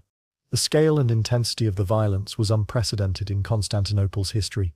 Entire neighborhoods were consumed by fire, government offices were destroyed, and the carefully maintained order of imperial society collapsed into anarchic violence that seemed impossible to control. The rebellion represented not just a political challenge, but an existential threat to the survival of Justinian's regime.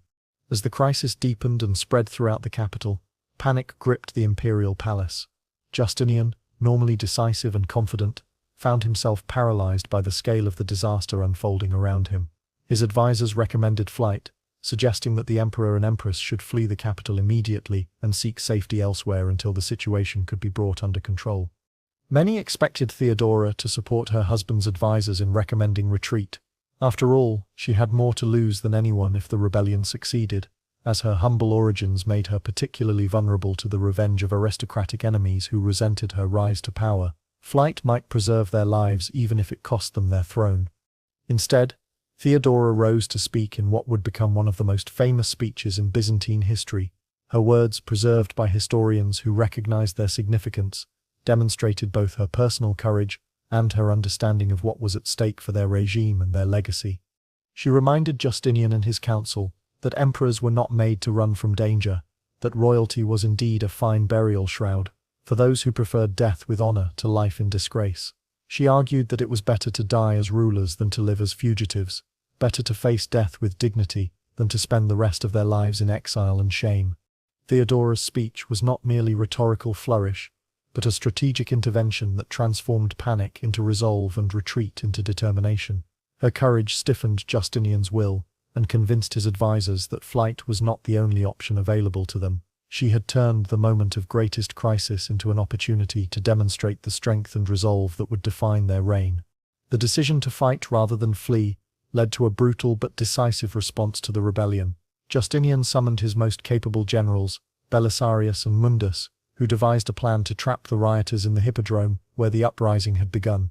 Imperial troops surrounded the arena and cut down rebels in a massacre that left tens of thousands dead but effectively ended the revolt. The suppression of the Nika revolt was accomplished through overwhelming force and tactical brilliance, but it was Theodora's courage that made the decisive response possible.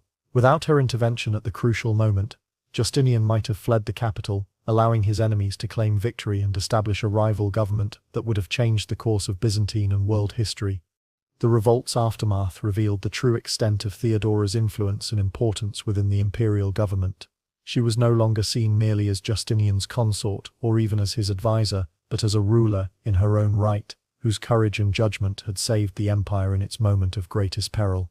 Theodora had transformed her understanding of crisis and survival, gained during her difficult early life, into the political courage and strategic thinking that preserved the Byzantine Empire. The woman who had once been vulnerable to every form of exploitation and abuse had become the rock upon which imperial stability depended.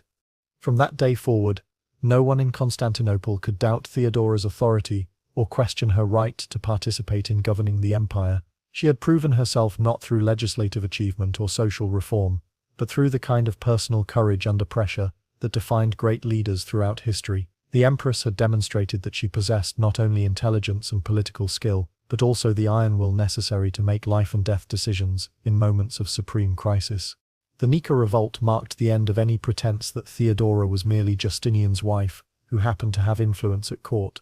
She had revealed herself as a co-ruler whose courage and judgment were essential to the empire's survival, a leader whose voice carried authority because it was backed by demonstrated bravery and proven effectiveness in the most challenging circumstances. Following the successful suppression of the Nika revolt, Theodora turned her attention to implementing a comprehensive program of social reform that would address the systematic injustices and inequalities she had witnessed throughout her life. Her agenda was informed not by abstract political theory, but by intimate knowledge of how Byzantine society's hierarchies and prejudices affected the most vulnerable members of the population. Her reforms targeting prostitution and sexual exploitation were among the most groundbreaking and controversial measures of her reign. Theodora understood from personal experience how economic desperation could force women into lives of sexual exploitation, and she was determined to provide them with alternatives and legal protections that had never existed before in Byzantine society. The laws she sponsored against forced prostitution were not merely symbolic gestures, but practical measures that created real consequences for those who profited from sexual exploitation. Brothel keepers who coerced women into prostitution faced severe penalties, while women who wanted to leave such lives received legal support and protection from those who might try to prevent their escape. To provide practical alternatives to prostitution, Theodora established the Convent of Metanoia, a refuge where former prostitutes could find shelter, receive basic education, and learn marketable skills such as weaving and textile production. This institution offered women something that had never been available before, a realistic path away from sexual exploitation toward respectability and economic independence. Her legal reforms extended beyond issues of sexual exploitation to address broader problems of women's rights and family relationships. She pushed through legislation that strengthened protections for married women, making it easier for them to leave abusive husbands and claim their dowries more securely. These reforms gave women legal tools that they could use to protect themselves from domestic violence and economic exploitation. Rape laws were significantly tightened during Theodora's influence, with harsher punishments for offenders and better protections for victims. In a society where women's testimony was often discounted or ignored, these legal changes represented significant improvements in how the justice system handled crimes of sexual violence. Theodora also recognized the particular vulnerabilities of children, and worked to expand protections for orphans and other young people who lacked family support. She supported legislation that prevented the exploitation of children by unscrupulous guardians and made it more difficult for families to sell children into slavery or forced labor to satisfy debts. Her reforms addressed the trafficking of young girls, creating legal barriers that made it more difficult for criminals to transport children across the empire for purposes of sexual exploitation. These laws reflected her understanding that vulnerable children needed special protection from adults who would take advantage of their helplessness. To wealthy elites who benefited from existing social arrangements, Theodora's reforms seemed unnecessary and potentially dangerous disruptions of natural social order. They questioned why an empress should concern herself so deeply with the problems of prostitutes, slaves, and other people at the bottom of society, viewing her advocacy as inappropriate for someone of her elevated status. Critics suggested that Theodora's reforms were motivated by guilt over her own past, rather than genuine concern for social justice, claiming that she was trying to compensate for her earlier life through excessive charity and legal changes that went beyond what was necessary or appropriate. However, even the most hostile chroniclers could not deny that Theodora's reforms created real improvements in the lives of thousands of people who had previously lacked legal protection or social support. Her policies outlasted her reign and influenced Byzantine law for generations, creating precedents that would benefit vulnerable people long after she was gone. Through her social reforms, Theodora redefined what it meant to be an empress in the Byzantine Empire. Rather than confining herself to ceremonial duties and charitable donations, she used her position to create systematic changes in law and social policy that addressed the root causes of exploitation and abuse, rather than merely treating their symptoms. Her advocacy demonstrated that political power could be used, not just to maintain existing hierarchies and privileges, but to protect those who lacked the resources to protect themselves. She proved that someone who had experienced vulnerability and exploitation could transform that experience into effective advocacy for others facing similar challenges. The empress who had once begged for charity in the hippodrome had become a protector of the vulnerable, whose influence extended throughout the empire, and whose legacy would continue to benefit the powerless long after her death. Theodora had used her rise to power, not for personal revenge against those who had scorned her, but for systematic reform that would prevent others from experiencing the exploitation and abuse that had characterized her early life. By the middle of the 6th century, Theodora had established herself as one of the most powerful political figures in the Byzantine Empire, wielding influence that extended far beyond the traditional boundaries of imperial consorts. Her authority was acknowledged not only by Byzantine subjects, but also by foreign diplomats and rulers who understood that effective negotiations with the empire required consideration of both Justinian's and Theodora's positions and interests.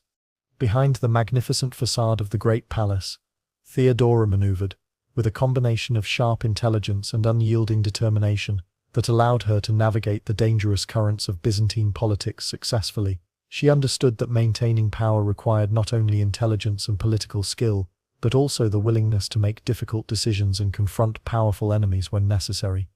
Her influence over imperial policy was evident in every major decision of Justinian's reign. While the emperor pursued his grand vision of legal codification, territorial reconquest, and architectural magnificence, Theodora provided practical balance to his ambitious projects.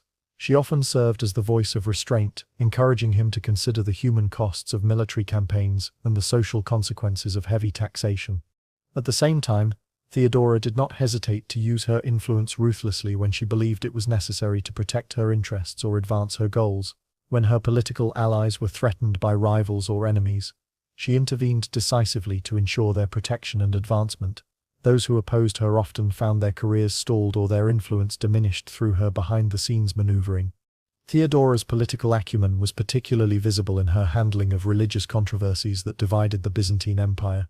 While Justinian leaned toward Orthodox Chalcedonian Christianity, Theodora championed the Monophysite communities, who rejected the official doctrine about the nature of Christ.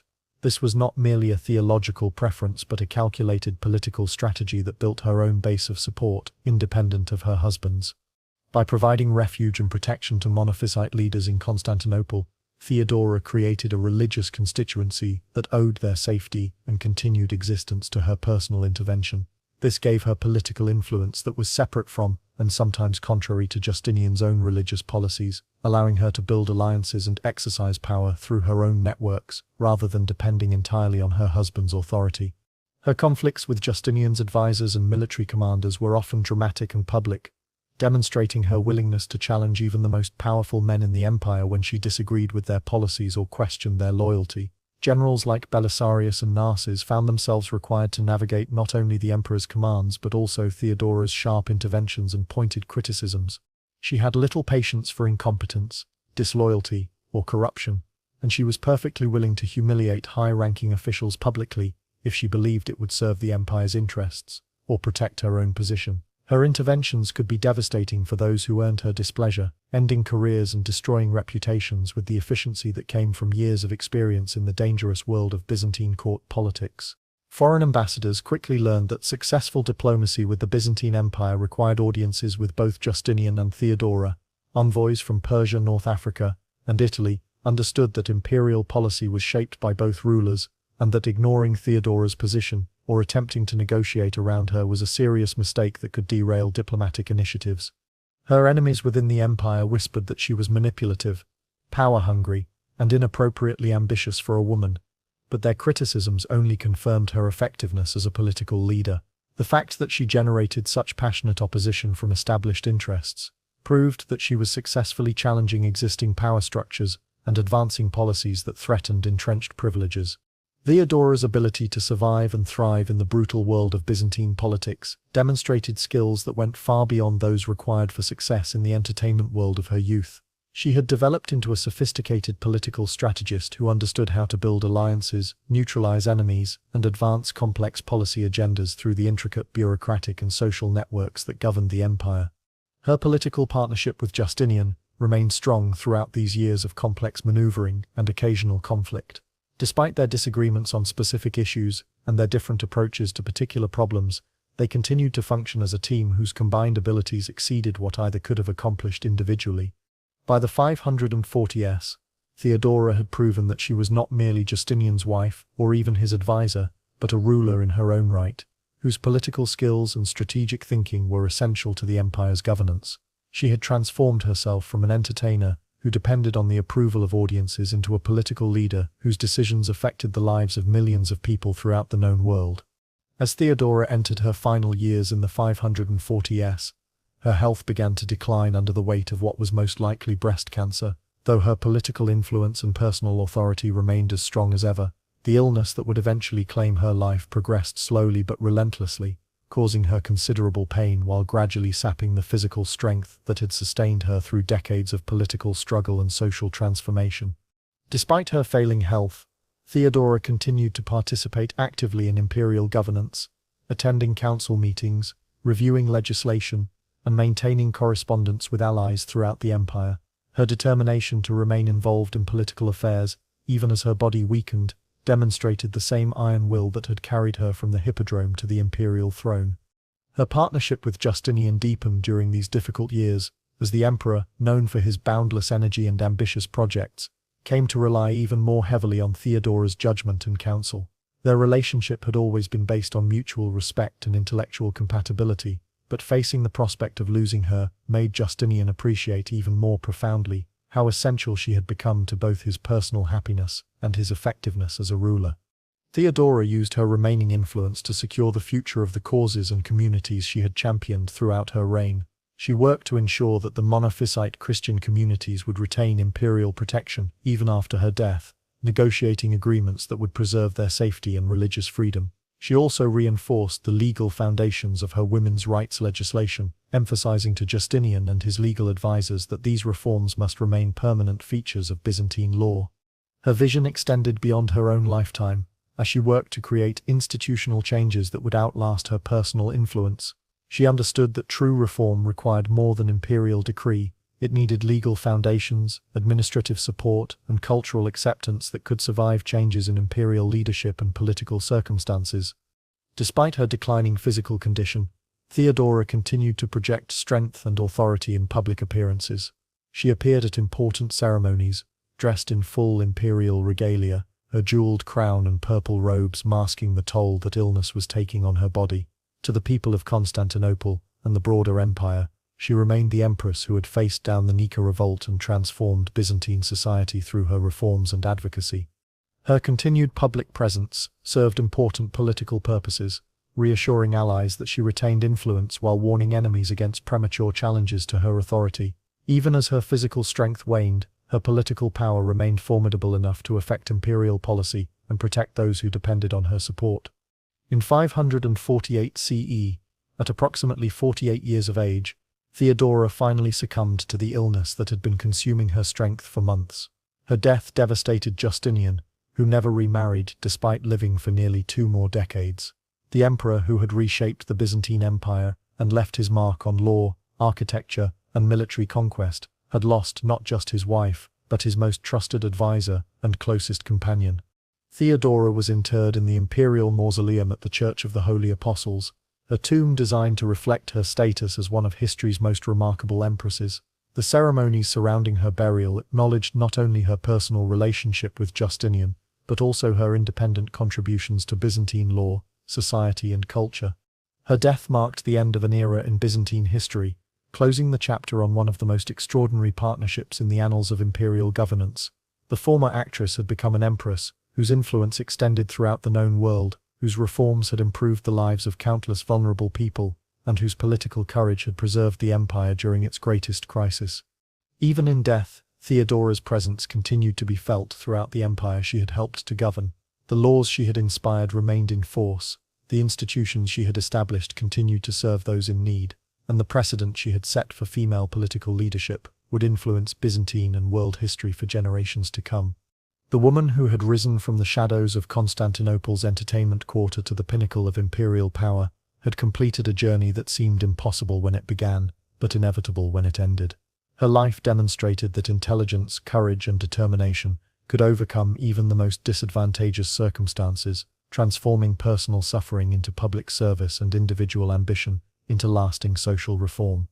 The legacy of Theodora extends far beyond the 6th century and the Byzantine Empire, creating a template for understanding how personal transformation can become historical transformation, and how individual courage can reshape the destiny of entire civilizations.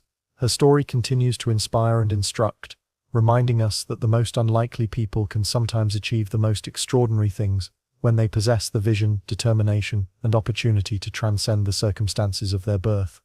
Her influence on Byzantine law, particularly in areas concerning women's rights and social justice, persisted for centuries after her death, affecting legal traditions that would eventually influence legal systems throughout Europe and beyond. The precedent she established for imperial consorts who actively participated in governance would inspire future empresses and queens who sought to move beyond ceremonial roles into substantive political leadership. Perhaps most significantly, Theodora's life story demonstrates the transformative power of compassion informed by experience. She used her own suffering and marginalization as motivation for systemic reform that benefited countless other people who faced similar challenges.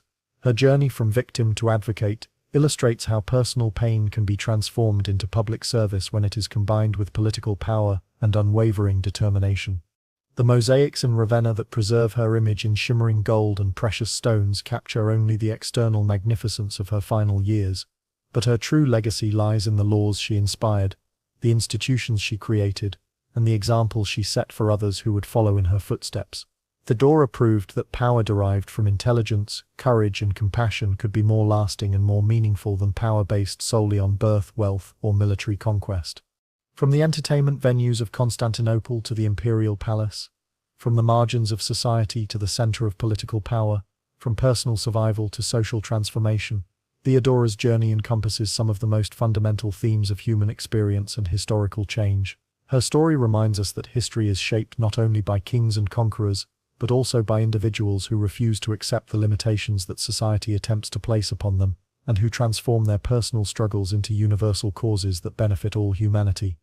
As our journey through these distant times and places draws toward its close, we can see the connections that link all these stories together.